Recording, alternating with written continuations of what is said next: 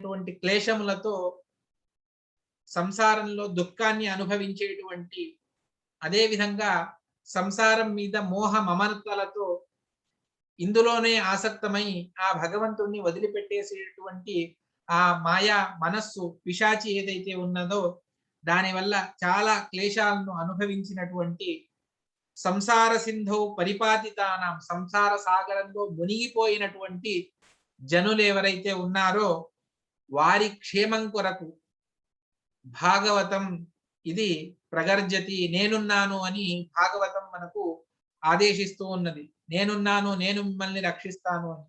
భాగవత మహాత్మ్యం చాలా అద్భుతంగా పద్మపురాణంలో వచ్చినటువంటిది. చాలా అద్భుతంగా భాగవత మహిమను తెలుపుతుంది.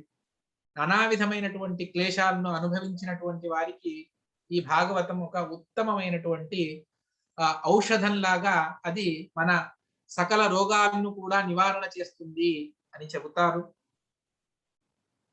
ఆ భగవంతుణ్ణి ధ్యానం చేయమని మొదటి శ్లోకంలోనే చెప్పారు. ఆ భగవత్ స్వరూపం ఏమిటి అంటే దానికి చెప్పారు పరం, సర్వగుణపూర్ణుడైనటువంటి వాడు భగవంతుడు అని. దాన్ని ఆచార్యుల వారు పరం అన్నటువంటి శబ్దానికి భాగవత తాత్పర్యంలో సంపూర్ణ గుణం, గుణ పరిపూర్ణుడు భగవంతుడు, అటువంటి ఆ భగవత్ స్వరూపాన్ని మీరు ధ్యానించండి అని చెప్తూ ఉన్నారు. ఇంకెటువంటి వాడు భగవంతుడు అంటే స్వేన ధామ్నా సదా నిరస్తకుహకం, తన అపరిమితమైనటువంటి మహామహిమతో సకల దోషాలను నివృత్తి చేసుకున్నటువంటి వాడు. ఇక్కడే బ్రహ్మసూత్ర వేదార్థ పరిబృంహిత అర్థోయం బ్రహ్మసూత్రాణం అన్నటువంటి మాటను ఆచార్యుల వారు ఈ విధంగా మనకు వివరణ చేస్తూ ఉన్నారు. తం పరం అంటే గుణపూర్ణత్వం. ఆ గుణపూర్ణత్వం బ్రహ్మసూత్రములలో మొదటి అధ్యాయంలో వచ్చినటువంటి సదా నిరస్త కుహకం, సక ఏ దోషములు కూడా లేనటువంటి వాడు అని చెబుతూ ద్వితీయ అధ్యాయం బ్రహ్మసూత్రముల్లో ఏదైతే ఆచార్యుల వారు బ్రహ్మసూత్ర భాష్యంలో అనువ్యాఖ్యానంలో చెప్పారు, దేన్నైతే జయతీర్థుల వారు తత్వప్రకాశిక శ్రీమన్యాసిక గ్రంథంలో వివరణ చేశారు, ఆ గుణపూర్ణత్వం దోష దూరత్వాన్ని ఈ మొదటి శ్లోకంలోనే చెప్తూ ఇదే ఈ సమగ్రమైనటువంటి భాగవతంలో వస్తుంది అని చెప్తూ ఉన్నారు. భగవంతుడి స్వరూపం ఏమిటి? భగవంతుడిని ధ్యానించడానికి ఎవరినైనా ఒక వ్యక్తిని మనం మనస్సులో తలుచుకుని ధ్యానించాలి అంటే ఆ వ్యక్తి యొక్క స్వరూపం మనకు తెలియాలి. ఆ భగవత్ స్వరూపం ఏమిటి అంటే గుణపూర్ణత్వం దోష దూరత్వం అని చెప్పారు. అది కాకుండా సృష్ట్యాది అష్టకర్తృత్వం భగవంతుడికి ఉన్నది. దాన్ని చెబుతూ ఉన్నారు జన్మాద్యస్య యతః. ఈ సమగ్రమైనటువంటి చరాచరాత్మకమైనటువంటి సృష్టి అంతా కూడా ఎవరి ద్వారా జరుగుతుంది? అటువంటి వాడు భగవంతుడు, సృష్టికర్త. కేవలం సృష్టి కాదు, సృష్టి స్థితి లయ నియమన జ్ఞాన అజ్ఞాన బంధ మోక్ష ప్రద అన్నటువంటి దాన్ని చెబుతారు. దీన్నే బ్రహ్మసూత్రముల్లో రెండవ సూత్రమైనటువంటి ఓం జన్మాద్యస్యేతః ఓం అన్నటువంటి సూత్రంలో వివరణ చేస్తూ ఉన్నారు. సరే, ఇదంతా ఎలా తెలుసుకోవాలి? ఈ భగవంతుడి గుణపూర్ణత్వాన్ని దోష దూరత్వాన్ని ఏ విధంగా తెలుసుకోవాలి అంటే దానికి చెప్పారు అన్వయాత్ ఇతరతశ్చ. అంటే వేద శాస్త్రముల సమన్వయాన్ని చేసుకొని తెలుసుకోవాలి. ఇతరతశ్చ ఆ వేదముల్లో చెప్పినటువంటి యుక్తి, దాన్నే బ్రహ్మసూత్రముల్లో వివరణ చేశారు. అటువంటి ఆ యుక్తి అనుసంధాన పూర్వకంగా ఈ భగవత్ స్వరూపాన్ని మనం అర్థం చేసుకోవాలి. ఈ విధంగా చెబుతూ ధీమహి అని చెబుతూ ఓం అథాతో బ్రహ్మ జిజ్ఞాస అన్నటువంటి సూత్రాన్ని వివరణ చేశారు.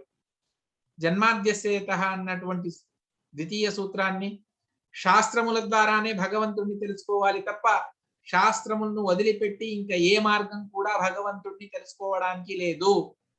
ఎందుకు అంటే భగవత్ స్వరూపం చెప్పేటువంటిది శాస్త్రం ఒక్కటే. అందువల్ల దాన్ని చెప్పారు తృతీయ సూత్రంలో శాస్త్రయోనిత్వాత్ అని. దాన్ని చెప్తూ ఉన్నారు యతః అన్వయాత్ ఇతరతశ్చ, తత్తు సమన్వయాత్. అదే విధంగా యుక్తి సంహారాది యుక్తి, దాని ద్వారా కూడా భగవంతుడిని తెలుసుకోవాలి. ఆ భగవంతుడు ఎటువంటి వాడు? అర్థేషు అభిజ్ఞః, సర్వజ్ఞుడైనటువంటి వాడు భగవంతుడు. ఆ భగవంతుడికి అజ్ఞానం లేదు, విపరీత జ్ఞానం లేదు, సందేహం లేదు, ఏ విధమైనటువంటి జ్ఞాన విషయకమైనటువంటి దోషములు లేనటువంటి వాడు. ఇంకెటువంటి వాడు? స్వరాట్, స్వతంత్రుడు భగవంతుడు. ఎవరి అధీనంలోనూ లేనటువంటి వాడు భగవంతుడు. రమా బ్రహ్మాది సకల చేతనములు కూడా అస్వతంత్రమైనటువంటిది. ఆ భగవంతుడు ఒక్కడే స్వతంత్రుడైనటువంటి వాడు. ఆ భగవంతుడే సృష్టి ఆది కాలంలో బ్రహ్మదేవుల వారికి తత్వాన్ని ఉపదేశించాడు. తేనే బ్రహ్మ హృద ఆదికవయే, పరిపూర్ణంగా ఆ బ్రహ్మదేవుల వారికి అనుగ్రహించి తత్వాన్ని ఉపదేశించాడు భగవంతుడు. సరే, ఆ భగవంతుణ్ణి ఈ క్రమంలో మనం పూర్తిగా తెలుసుకోవచ్చా అంటే దేవతలే ఆ భగవంతుణ్ణి పూర్తిగా తెలుసుకోలేరు. సాక్షాత్తు లక్ష్మీదేవి అనాది కాలం నుండి అనంతకాలం వరకు ఆ భగవంతుడి దగ్గరే ఉంటూ ఆ భగవంతుడి ఉపాసన చేస్తూ పరిపూర్ణంగా ఆ భగవంతుడిని తెలుసుకోలేకపోయింది. ముహ్యంతి యం సూరయః, దేవతలకు కూడా సాధ్యపడనటువంటిది ఆ భగవంతుడి స్వరూపం. అందువల్లనే అతన్ని అచింత్య అప్రమేయ అని శాస్త్రం పిలుస్తుంది. ఈ విధమైనటువంటి భగవత్ స్వరూపాన్ని గుణపూర్ణత్వ, దోష దూరత్వ, స్వతంత్ర, అనంత శక్తి, అనంత జ్ఞాన రూపమైనటువంటి ఆ భగవంతుణ్ణి యథాశక్తి తెలుసుకోమని శాస్త్రం చెబుతుంది తప్ప పరిపూర్ణంగా ఏ శాస్త్రం కూడా భగవంతుడిని వివరించలేదు. సరే, ఆ భగవంతుడు సృష్టిని ఎలా చేస్తాడు? దానికి చెప్తారు, తేజోవారి మృదాం యథా వినిమయః, యథా వినిమయః త్రిసర్గః యథా భవతి తథా భూతః. సత్వరజస్తమో గుణాత్మకమైనటువంటి ఈ ప్రకృతితో భగవంతుడు జడమైనటువంటి దాన్ని సృష్టి చేస్తాడు. మొత్తానికి ఉన్నటువంటి సృష్టి క్రమంలో మూడింటిని ప్రధానంగా చెబుతారు. తేజో వారి మృదాం యథా వినిమయః, తేజ సృష్టి, వారి సృష్టి, మృత్ సృష్టి అని. తేజ సృష్టి అంటే ఒక దీపం, దీపావళి పండగ నాడు మీరందరూ కూడా దీపాలను వెలిగిస్తారు. ఆ వెలిగించడం ఏ విధంగా అంటే ఒక దీపం నుండి మరొక దీపాన్ని వెలిగిస్తూ వెళతారు. మొదటి దీపాన్ని వెలిగించి దాని ద్వారా వందల సంఖ్యలో దీపాలను వెలిగించవచ్చు.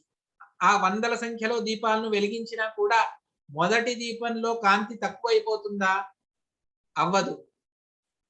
ఒక సంచిలో ఉన్నటువంటి బియ్యం తీసుకొని డబ్బాలో పోసుకుంటే సంచిలో తరిగిపోతుంది. కానీ ఒక దీపం నుండి వందల వేల సంఖ్యలో దీపాలను వెలిగించినా కూడాను ఆ మొదటి దీపంలో కాంతి తగ్గిపోదు. అది అదే విధంగా ఉంటుంది. ఈ విధంగా భగవంతుడు తన రూపాలను సృష్టి చేస్తాడు. మూల రూపం నారాయణ రూపం, అనంత అవ్యాకృత వ్యాప్తమైనటువంటి రూపం. అటువంటి ఆ రూపం ద్వారా భగవంతుడు అనేక రూపాలను సృష్టి చేస్తాడు. ఆ అనేక రూపాలను సృష్టి చేసినా కూడా ఏ రూపంలోనూ కూడా జ్ఞానానందాదులు తగ్గిపోవు. మొదటి దీపంలో కాంతి ఏ విధంగా తగ్గిపోదు, ఆ విధంగా ఎక్కడ కూడా కించిత్తు వ్యత్యాసం లేదు భగవంతుడి రూపాల్లో. ఇది తేజ సృష్టి. రెండవది వారి సృష్టి.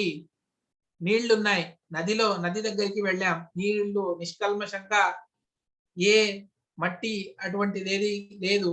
అటువంటి నీటిలో చూసినప్పుడు మన ప్రతిబింబం అక్కడ కనిపిస్తుంది మనకు. ఏ విధంగానో ఆ విధంగా జీవరాశుల సృష్టి, బ్రహ్మదేవుల వారిని ఆరంభించుకొని ప్రతి ఒక్క జీవుల సృష్టి అందరూ కూడా భగవంతుడి ప్రతిబింబ సదృశులు, ప్రతిబింబ భూతులైనటువంటి వారు. సాక్షాత్ ప్రతిబింబం బ్రహ్మదేవుల వారు, తర్వాత ప్రతిబింబాలు అనేకంగా ఉన్నాయి. ఈ విధంగా జీవుల సృష్టి అంటే ఏమిటి? జీవుడు అనాది నిత్యుడు కదా అంటే అవును.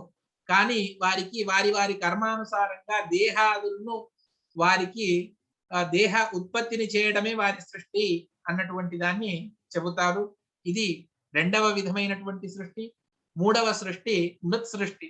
అంటే పాంచభౌతికమైనటువంటి సత్వరజస్తమో గుణాలతో చేసేటువంటి సృష్టి. ఇది మూడవ విధమైనటువంటి, అంటే సమగ్రమైనటువంటి బ్రహ్మాండాన్ని సృష్టి ఏదైతే భగవంతుడు చేస్తాడో ఇది మరొక సృష్టి. ఈ విధమైనటువంటి సృష్టి భగవంతుడు ఎందుకు చేస్తాడు? దానివల్ల తనకేమైనా ఉపయోగమా అంటే యత్ర త్రిసర్గో మృషా, భగవంతుడికి దీని ద్వారా ఏ లాభం కూడా లేదు. అంటే తన రూపాలను అనంతంగా సృష్టి చేసుకున్న జీవులకు వారి దేహాదులను ఇచ్చి బ్రహ్మరుద్రాది దేవతలను, మానవులను, నానా విధమైనటువంటి ప్రాణులను సృష్టించిన, ఈ అద్భుతమైనటువంటి పంచాశత్ కోటి విస్తీర్ణమైనటువంటి బ్రహ్మాండాన్ని సృష్టించిన, దీని ద్వారా భగవంతుడికి ఏ విధమైనటువంటి లాభం లేదు. మరి ఎందుకు సృష్టి చేస్తాడు అంటే యత్ర విసర్గో అమృష. ఈ విధమైనటువంటి 3 ప్రకారాలైనటువంటి సృష్టి యత్ర, ఇదంతా కూడా భగవంతుడి యందు, భగవంతుడి ఉదరంలోనే ఈ సృష్టి అంతా కూడా జరుగుతుంది. అంత వ్యాప్తమైనటువంటి దేహం. అక్కడ అమృష అంటే భగవంతుడు మిథ్యాభూతమైనటువంటి సృష్టిని చెయ్యడు. భగవంతుడు ఎల్లప్పుడూ జీవుల అనుగ్రహం కొరకు ఈ సృష్టిని చేస్తాడు. అంటే జీవరాశులు తమ తమ సాధన తాము చేసుకొని వారి వారి యోగ్యతానుసారంగా అపరోక్ష జ్ఞానాన్ని సంపాదించుకుని మోక్షానికి వెళ్ళాలి, లేదు నిత్య సంసారులుగా ఉండాలి, లేదు తమస్సుకు వెళ్ళాలి. ఈ విధంగా 3 విధములైనటువంటి సృష్టి ఉన్నది. ఇది సర్వతా మిథ్యాభూతమైనటువంటి మాయామయమైనటువంటి సృష్టి కాదు. యథార్థమైనటువంటి సృష్టినే భగవంతుడు చేస్తాడు. యాథా తత్యతూర్థాం యదదాత్ శాశ్వతీభ్యః సమాభ్యః అన్నటువంటి ఉపనిషత్తును ఇక్కడ మనం తెలుసుకొని ఆ విధమైనటువంటి సృష్టిని భగవంతుడు చేస్తాడు. అటువంటి ఆ సృష్టి చేసేటువంటి ఆ భగవంతుడే తన సకల దోషాలను అనాది కాలం నుండి భగవంతుడికి ఏ దోష సంపర్కము లేదు. అటువంటి గుణపూర్ణుడైనటువంటి తం పరం ధీమహి. ఇక్కడ సత్యం అన్నటువంటి ఒక పదం ఉన్నది. చాలా విశిష్టమైనటువంటి అర్థాన్ని ఆచార్యుల వారు చెబుతారు. సత్యం అంటే నిర్దుఃఖ నిత్య నిరతిశయ ఆనంద అనుభవ రూపం అని చెబుతారు. దాన్ని వ్యాఖ్యానంలో చాలా అద్భుతంగా చెబుతారు. అదే చెప్పాను కదా నేను, ఈ ఒక్క శ్లోకాన్ని వ్యాఖ్యానం చేస్తేనే 2 గంటలు సరిపోదు. ఇక ప్రథమ స్కందాన్ని మనం ఏం చెబుతాం చెప్పండి. ఇంత విస్తారమైనటువంటిది ఇది భాగవతం. సమగ్రమైనటువంటి వేదాల అర్థాలను వివరణ చేస్తుంది. ఇక్కడ చెప్పినటువంటి తత్వాలను సరిగ్గా అర్థం చేసుకుంటే అవశ్యంగా భగవద్ అనుగ్రహం కలుగుతుంది. అది కూడా భాగవత తాత్పర్యానుసారంగానే చేసుకోవాలి తప్ప వేరే దారి లేదు. ఎందుకు అంటే అక్కడక్కడ ఆచార్యుల వారు భాగవత తాత్పర్యాన్ని చెప్పి మనకు ఉపదేశం చేస్తారు. లేకపోతే అతి ఘోరమైనటువంటి అనర్థం జరుగుతుంది అన్నటువంటి దాన్ని వ్యాఖ్యానంలో వ్యాఖ్యానకారులు మనకు తెలియపరుస్తారు. సరే, ఇంతటి అద్భుతమైనటువంటి భాగవతం, ఆ భగవంతుణ్ణి ధ్యానించాలి అని చెప్పారు. ఈ భాగవతాన్ని ఎవరు చదవాలి, ఎందుకు చదవాలి? ఏ మనిషి అయినా కూడా ఏదైనా పని చేసేటప్పుడు ఎందుకు, నాకేం లాభం అని ఆలోచన చేస్తాడు. ఎవరు చదవాలి, ఎందుకు చదవాలి అన్నటువంటిది ప్రశ్న. దాన్ని 2వ శ్లోకంలో చెబుతారు. ధర్మ ప్రోజ్జితకైతవోత్ర పరమో నిర్మత్సరాణం సదాం వేద్యం వాస్తవమత్ర వస్తు శివదం తాపత్రయోన్మూలనే శ్రీమద్భాగవతే మహాముని కృతే కింవా పరైరీశ్వరైః సద్యో హృద్యవరుధ్యతే ప్రకృతిభిః శుశ్రూషుభిస్తక్షణాత్. ఇక్కడ ప్రతిపాదన చేయబడినటువంటిది ధర్మం. ధర్మ అంటే ఎవరో కాదు, సాక్షాత్ భగవంతుడే. భగవంతుడి ప్రతిపాదనను చేస్తూ ఉన్నారు. అదే విధంగా దానికి అనువైనటువంటి భక్తి జ్ఞాన వైరాగ్యాదులను కూడా ఇక్కడ మనకు చెబుతారు. ఇది ఎటువంటి ధర్మం అంటే ప్రోజ్జిత కైతవః, ఏ విధమైనటువంటి మోసం లేనటువంటిది. అంటే వేదముల్లో అనేక సందర్భాల్లో జ్యోతిష్ఠోమేన స్వర్గకామో యజేత అని నానా విధమైనటువంటి మాటలన్నీ కూడా వచ్చి స్వర్గం కొరకు ప్రయత్నం చేయండి అన్నటువంటి మాటలు మనకు వినిపిస్తాయి. కానీ స్వర్గానికి వెళితే మళ్ళీ సంసారంలో తిరిగి రావలసిందే. ఏ మోక్షానికి వెళితే మళ్ళీ తిరిగి రామో అటువంటి మోక్షం కొరకు అందరూ కూడా ప్రయత్నం చెయ్యాలి. దాని కొరకు ఈ భాగవతం తాను చెబుతూ ఉన్నది. ఈ విధమైనటువంటి ధర్మం అంటే ఏ విధమైనటువంటి కల్లాకపటం లేనటువంటిది అని మనం చెబుతాం కదా. ఆ విధంగా స్వర్గాది ఉద్దేశంతో భాగవతాన్ని అధ్యయనం చేయవద్దండి. అటువంటి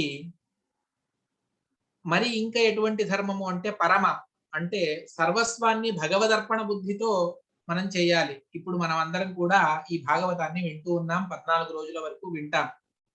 ఈ భాగవతాన్ని ఈశ్వరార్పణ బుద్ధితో మనం వినాలి. అంటే ఇదంతా కూడా చేయించేవాడు భగవంతుడే, నాకు ప్రేరణ చేసినటువంటి వాడు భగవంతుడు, నా యందు ఉండి వినేవాడు భగవంతుడు, వినిపించేటువంటి వాడు భగవంతుడు, ఆచార్యుల వారి యందుండి చెప్పేవాడు భగవంతుడు, ఆ శాస్త్రముల్లో ఒక్కొక్క అక్షరంలో ప్రతిపాద్యుడైనటువంటి వాడు భగవంతుడు. ఈ విధంగా మనం ఈశ్వరార్పణ బుద్ధితో ఇదంతా కూడా భగవంతుడికే సమర్పితం. దీని ద్వారా నాకు మళ్ళీ ఈ సాంసారికమైనటువంటి కష్ట అంటే లాభాపేక్ష నాకు వద్దు. కావాలంటే ఒకటి వైరాగ్యం కావాలి సంసారం మీద, రెండవది ఆ భగవంతుడి యందు జ్ఞానభక్తి పెరగాలి, దాని ద్వారా బింబాపరోక్షం కావాలి, దాని ద్వారా మోక్షం కలగాలి అన్నటువంటిది ఇది ఉద్దేశంగా ఉండాలి. అటువంటి వారు ఇక్కడ అధికారి అంటే వినడానికి అతడు యోగ్యుడైనటువంటి వ్యక్తి. నిర్మత్సరాణం సతాం, ఏ విధమైనటువంటి మాత్సర్యాది దోషము లేకుండా ఉన్నటువంటి వారెవరు, వారు ఇక్కడ అధికారులు. దీని ద్వారా నానా విధమైనటువంటి తాపత్రయాలు, సంసారంలో ఉన్నటువంటి తాపత్రయాలన్నీ కూడా దూరం అవుతాయి. వేద్యం వాస్తవమత్ర వస్తు శివదం, సమగ్రమైనటువంటి మంగళాన్ని చేకూర్చేటువంటి వస్తు అంటే సర్వోత్తముడైనటువంటి భగవంతుడే ఇక్కడ. ఆ భగవంతుడు, అతడి గుణపూర్ణత్వం, ఈ విధమైనటువంటి సర్వస్వాన్ని భగవత్ స్వరూపాన్ని చెబుతూ ఉన్నది. అదే ఇక్కడ విషయం. ఇది రచన చేసినటువంటి వారు సాక్షాత్ వేదవ్యాసుల వారు. శ్రీమద్భాగవతే మహాముని కృతే కింవా అపరైహి, మిగిలిన వాటిని తీసుకొని ఏం చేస్తారు? ఎందుకు అంటే మీ దగ్గర ₹1,00,00,000 విలువ చేసేటువంటి ఒక అద్భుతమైనటువంటి మణి ఉన్నది. ఆ మణిని తీసుకువెళ్ళి ఒక అంగట్లో ఇచ్చి నాకు ఇంత బియ్యం ఇవ్వండి, ఇంత చింతపండు ఇవ్వండి అని అడిగితే అది ఎంత హాస్యాస్పదం అవుతుంది. ఆచార్యుల వారు ఒక చోట దృష్టాంతాన్ని చెబుతారు, పద్మరాగస్తే తండుల ముష్టికి అని. ఆ పద్మరాగమణిని ఇచ్చి తండుల ముష్టి బియ్యం, 2 ముష్టి బియ్యం తీసుకువస్తే ఎంత హాస్యాస్పదమో, అది ఎంత అవివేకితనమో, బుద్ధిహీనులు ఆ విధంగా చేస్తారో ఆ విధంగా ఇంత సర్వోత్తమమైనటువంటి గ్రంథాన్ని, ఇది సాక్షాత్తు మోక్షాన్ని మీకు ఇస్తుంది, అందువల్ల ఆ మోక్షం కొరకు ప్రయత్నించండి అంటే మళ్ళీ మనం ఈ భాగవతాన్ని సంసారానికి ఉపయోగం చేసుకుంటే దానివల్ల ఏమీ లాభం ఉండదు. ఆ పద్మరాగమణిని ఇచ్చి ఏ విధంగా బియ్యం, చింతపండు, పప్పు దినుసులు తీసుకువస్తాడో దాని విలువ వాడికి తెలియదు. ఎవరో తెలిసినటువంటి వ్యక్తి ఈ పద్మనాగమణి ఇది లోకంలో దుర్లభము, ఇటువంటిది మళ్ళీ ఎక్కడా దొరకదు, దీన్ని సంరక్షణ చేసుకొని చెబుతారో ఆ విధంగా ఇది అత్యుత్తమమైనటువంటిది భాగవతం, దీనికి వెలకట్టలేం.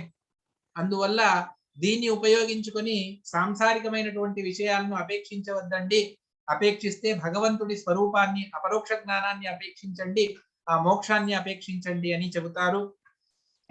దీని ద్వారా ఎవరైతే ఏకాంత భక్తులు ఉన్నారో వారికి సద్య హృద్యవరుద్యతే, దీన్ని విన్న వెంటనే పరీక్షిత్ మహారాజు లాగా వారికి భగవంతుడి సాక్షాత్కారం తక్షణంలో అయి వాళ్ళు మోక్షానికి వెళతారు.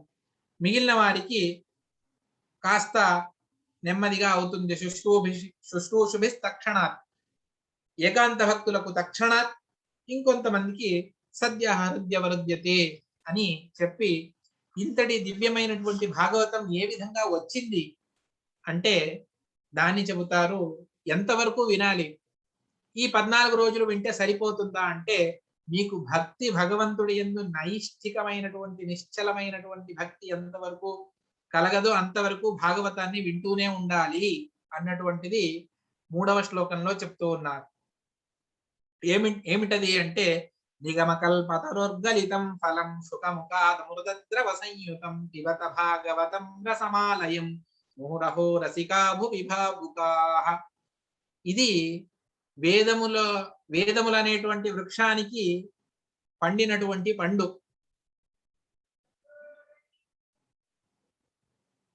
వేద అర్థాలను సమగ్రంగా మనం తెలుసుకోలేం, అది మానవులకు సాధ్యపడదు. ఎందుకు అంటే ముందు భాగవతమే చెప్తుంది మానవుల పరిస్థితి ఏ విధంగా ఉన్నది అని.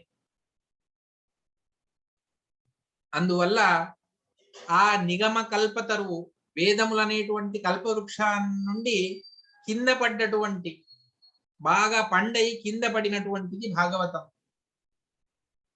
పండు అంటే అది చిలక కొరికితే దాని రసం బాగా ఉంటుంది, బాగా అందులో మధుర రసం ఉంటుంది. మరి ఈ పండు ఎవరైనా ఏదైనా చిలుక కొరికిందా అంటే శుకముఖాదమృతద్రవ సంయుతం. శుకాచార్యులు అనేటువంటి మహానుభావులు దీన్ని రుచి చూసి లోకానికి సమర్పణ చేశారు. అందువల్ల ఇందులో అమృతమైనటువంటి రసమే ఉన్నది తప్ప ఈ లౌకికమైనటువంటి రసాలు ఇందులో లేవు.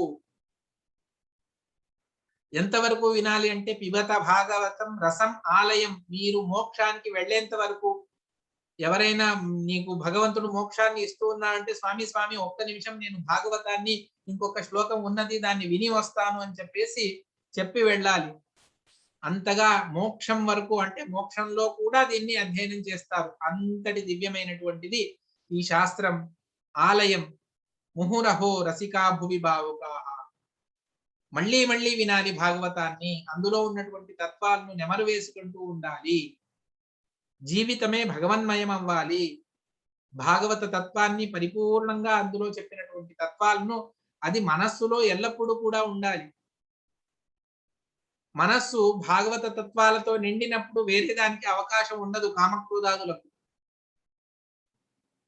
భాగవతం మనస్సులో నిండకపోతే సాంసారికమైనటువంటి విషయాసక్తి ఎక్కువగా నిండి భాగవతానికి అవకాశం ఉండదు. ఒక గ్లాసులో మీరు పాలు పోస్తే అక్కడ ఇంక దేని నీచమైనటువంటి రసాలకు ఆ గ్లాసు అది ఉపయోగపడదు. ఎందుకంటే అత్యుత్తమమైనటువంటి గోక్షీరం అందులో నిండి ఉన్నది. దాన్ని తీసేస్తే వేరే దాన్ని మీరు పొయ్యాలి. ఆ విధంగా ఇది పరిపూర్ణమైనటువంటి అమృతంతో నిండినటువంటిది భాగవతము. దాని క్రమాన్ని చెబుతారు. నైమిషారణ్యంలో శౌనకాది ఋషులందరూ కూడా సహస్రం స్వర్గాయ లోకాయ సహస్ర సమమాసత. మోక్షం కొరకు 1000 సంవత్సరాల దీర్ఘమైనటువంటి సత్రాన్ని ఆచరించారు. వారు ఉదయం తమ ప్రాతరాహ్నికాన్ని ముగించుకొని కూర్చున్నప్పుడు అక్కడికి సూతాచార్యుల వారు వచ్చారు. వచ్చిన వెంటనే వారిని గౌరవించి సత్కరించి వారికి దివ్యమైనటువంటి ఆసనాన్ని ఇచ్చి వారిని కూర్చోబెట్టి వారి దగ్గర అడుగుతూ ఉన్నారు. మీలాంటి మహానుభావులు ఏదో అనుగ్రహం చేయడానికే వస్తారు అని చెప్పి వారు ప్రశ్నను అడుగుతూ ఉన్నారు. 6 ప్రశ్నలను అడుగుతారు. 6ంటికి కూడా సమగ్రమైనటువంటి భాగవతం జవాబు చెబుతుంది. కేవలం ప్రథమ స్కందం కాదు. పుంసాం ఏకాంతత శ్రేయస్తన్న శంసితుమర్హతి. మానవులకు అతి శ్రేష్టమైనటువంటి శ్రేయస్కరమైనటువంటి సాధనమేది, దాన్ని మీరు మాకు చెప్పండి. ఎందుకు అంటే చాలా ఉన్నాయి కదా, నేను చెప్పవలసినటువంటిది ఏమున్నది అని మీరు అనవచ్చు. సూతాచార్యుల వారు శౌనకాది ఋషులు ప్రశ్నిస్తూ ఉన్నారు. ఎందుకు అంటే ప్రాయేణ అల్పాయుషో మర్త్యాః. మానవులందరూ కూడా అల్ప ఆయుష్షు కలవారు.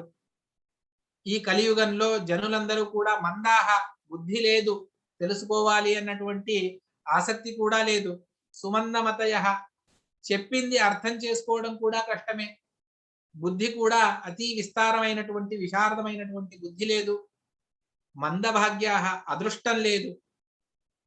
పుణ్యం లేకపోతే ఇదేది కూడా సాధ్యపడదు.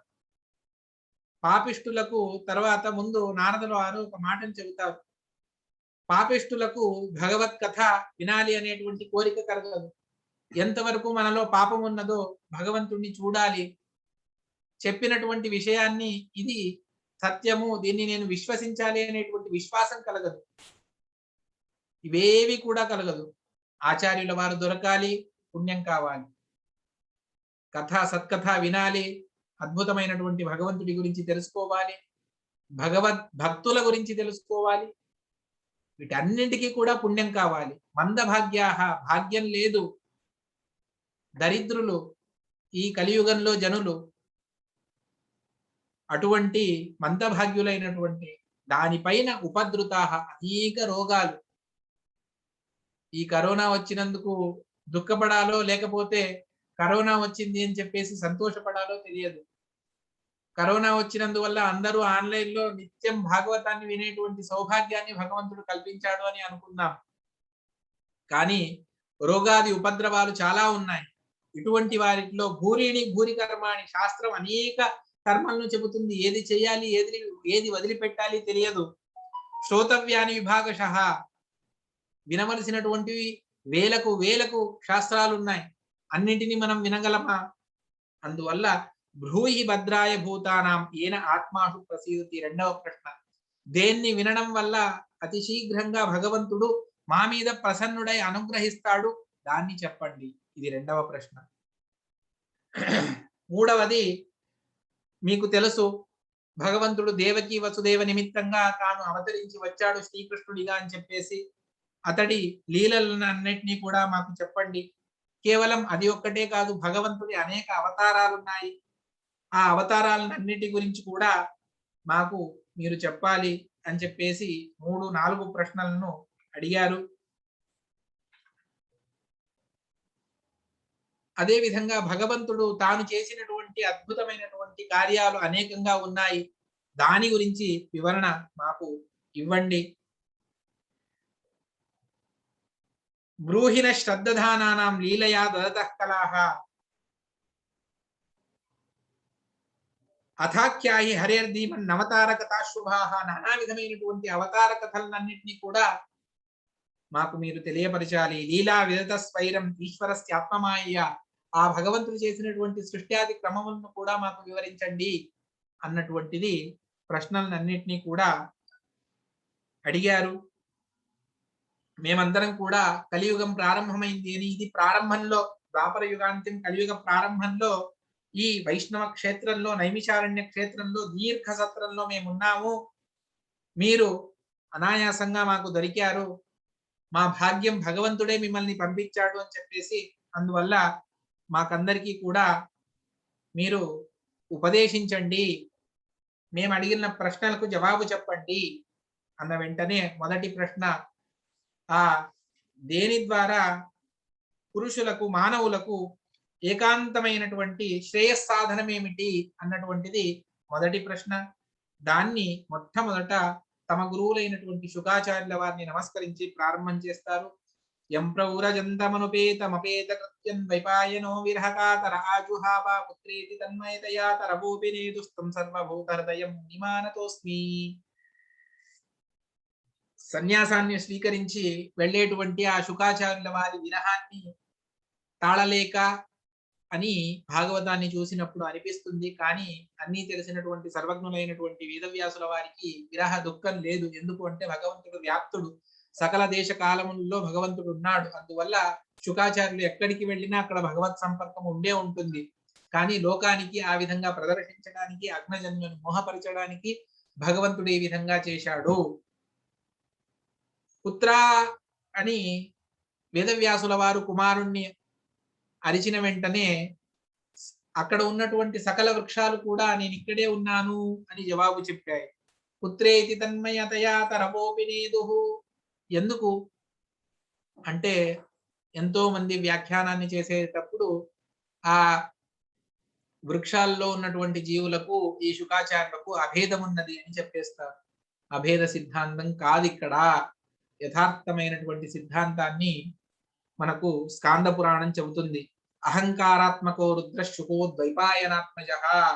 అహంకార తత్వాభిమాని అయినటువంటి ఈ శుకాచార్యుల వారు అహంకార తత్వం సమగ్రంగా నిండి ఉన్నది. అహంకారం అంటే నేను నేను అనేటువంటి అహంకారం కాదు, అది వేరే విధమైనటువంటి. ఇక్కడ అహంకార తత్వం అన్నటువంటి ఒక తత్వం ఉన్నది. తర్వాత ద్వితీయ తృతీయ స్కందాల్లో ఆ సృష్టి క్రమంలో మీరు తెలుసుకుంటారు. ఆ విధంగా అహంకార తత్వానికి అభిమానులైనటువంటి వారు ఈ రుద్రదేవుల వారు, ఆ శంకరుల వారే ఇక్కడ శుకాచార్యులుగా అవతరించారు. వారు ప్రతి ఒక్క జీవుల మనస్సు యందు ఉంటారు. మనోనియామకులు రుద్రదేవులు. అటువంటి ఆ వృక్షాల్లో ఉన్నటువంటి జీవుల మనస్సు యందు ఉన్నటువంటి ఆ రుద్రదేవుల వారు నేను ఇక్కడే ఉన్నాను అని చెప్పారు. ఆ శుకాచార్యుల వారు పరమానుగ్రహాన్ని చేసి నాకు ఈ భాగవత శాస్త్రాన్ని ఉపదేశించారు. అటువంటి వ్యాసకుమారులైనటువంటి వారికి నమస్కారం చేస్తాను.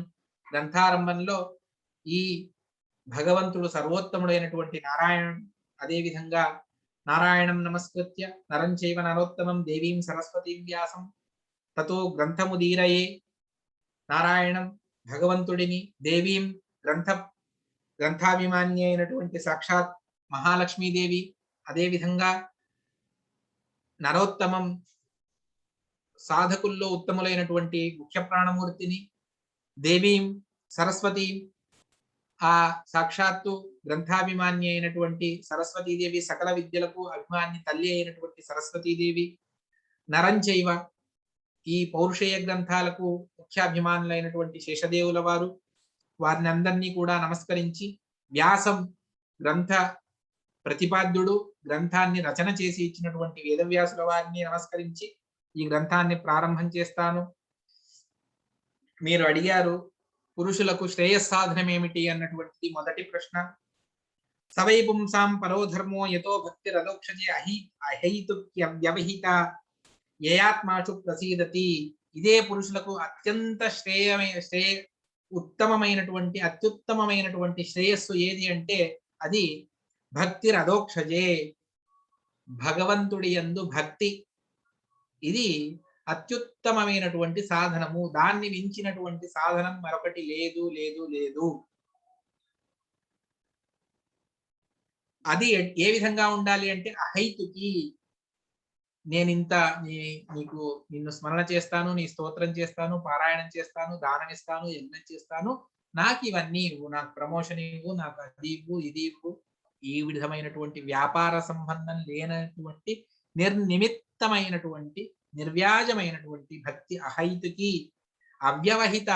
అది కూడా ఉదయం 10 నిమిషాలు చేయగలనండి, ఆఫీస్కు లేట్ అవుతుంది, మళ్ళీ సాయంత్రం వచ్చిన తర్వాత ఒక 20 నిమిషాలు, అంతకంటే ఎక్కువ చేయలేదు. ఆహా కాదు, అవ్యవహిత నిరంతరంగా చేసేటువంటి భక్తి ఏదైతే ఉన్నదో అదే అత్యుత్తమమైనటువంటి శ్రేయస్సాధనం. శ్రేయస్సు అంటే మోక్షము, దానికి సాధనమైనటువంటిది అహైతుకి అవ్యవహితమైనటువంటి భగవంతుడి యందు భక్తి ఏదైతే ఉన్నదో అది. వాసుదేవే భగవతి భక్తి యోగ ప్రయోజిత జనయత్యాశు వైరాగ్యం జ్ఞానంచ యదహైతుకం. ఈ భక్తిని చేస్తూ వెళితే సంసారంలో వైరాగ్యం తనుగా వస్తుంది. దానికి జ్ఞానం, ఈ భగవంతుడిని తెలుసుకోవాలి అన్నటువంటి జ్ఞానం పెరుగుతుంది.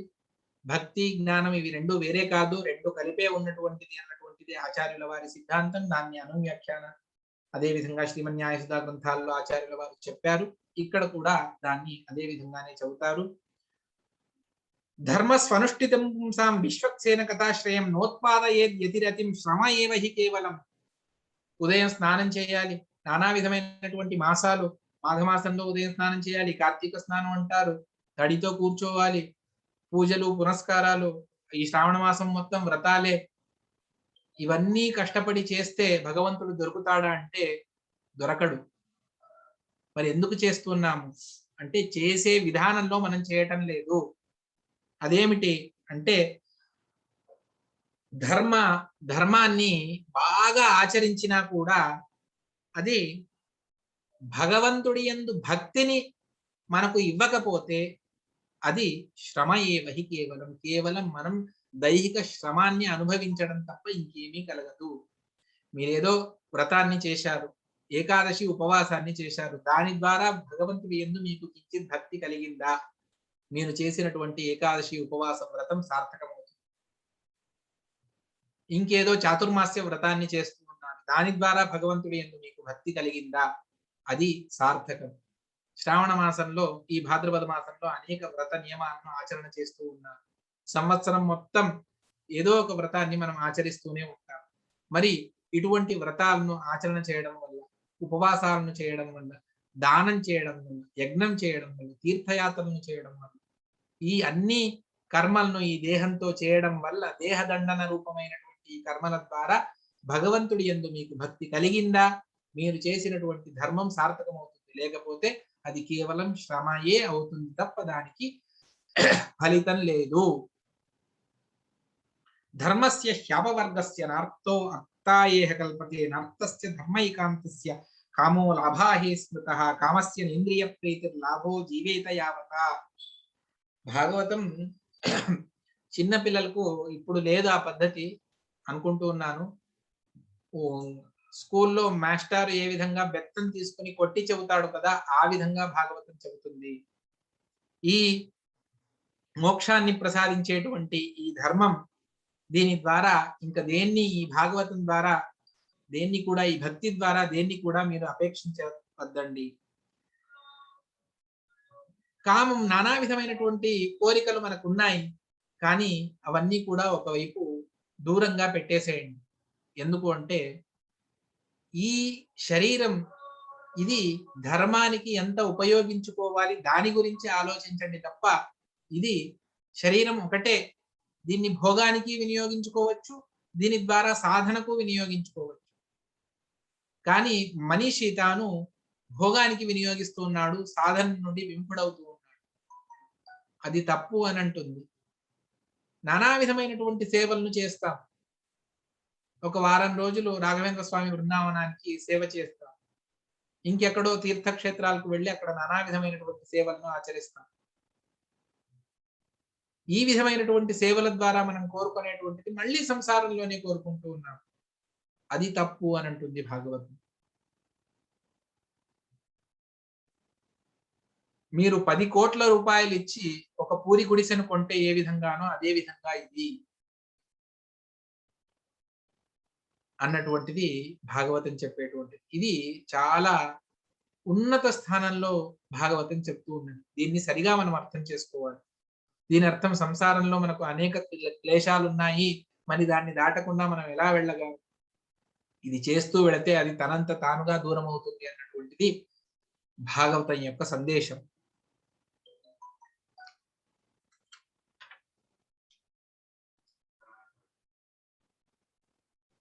తచ్శ్రద్ధదానామునయో జ్ఞాన వైరాగ్యయుక్తయా పశ్యంత్యాత్మని చాత్మానం భక్త్యా శృతిగ్రహీతయా. ఇందులో శ్రద్ధ అంటే ఆస్తిక్య బుద్ధి అని చెబుతుంది శాస్త్రం. శాస్త్రోక్త వస్తుని ఆస్తిక్య బుద్ధిం దధానాహ. శాస్త్రంలో చెప్పినటువంటి విషయాలు ఇవి నిజంగా ఉన్నాయి, ఏవో గాలి మాటలు కావు అన్నటువంటి విశ్వాసం మొట్టమొదట కలగాలి. ఈ భాగవతంలో చెప్పినటువంటిది నా ఉద్ధారానికై నాకు చెప్పింది, నన్ను ఉద్ధరించడానికి వ్యాసుల వారు చెప్పినటువంటిది భాగవతం అన్నటువంటిది ప్రథమంగా మనకు ఆ జ్ఞానోదయం కలగాలి. తర్వాత వైరాగ్యయుక్తమైనటువంటి జ్ఞానంతో సాధన చేసుకుని తాను మోక్షానికి వెళతాడు.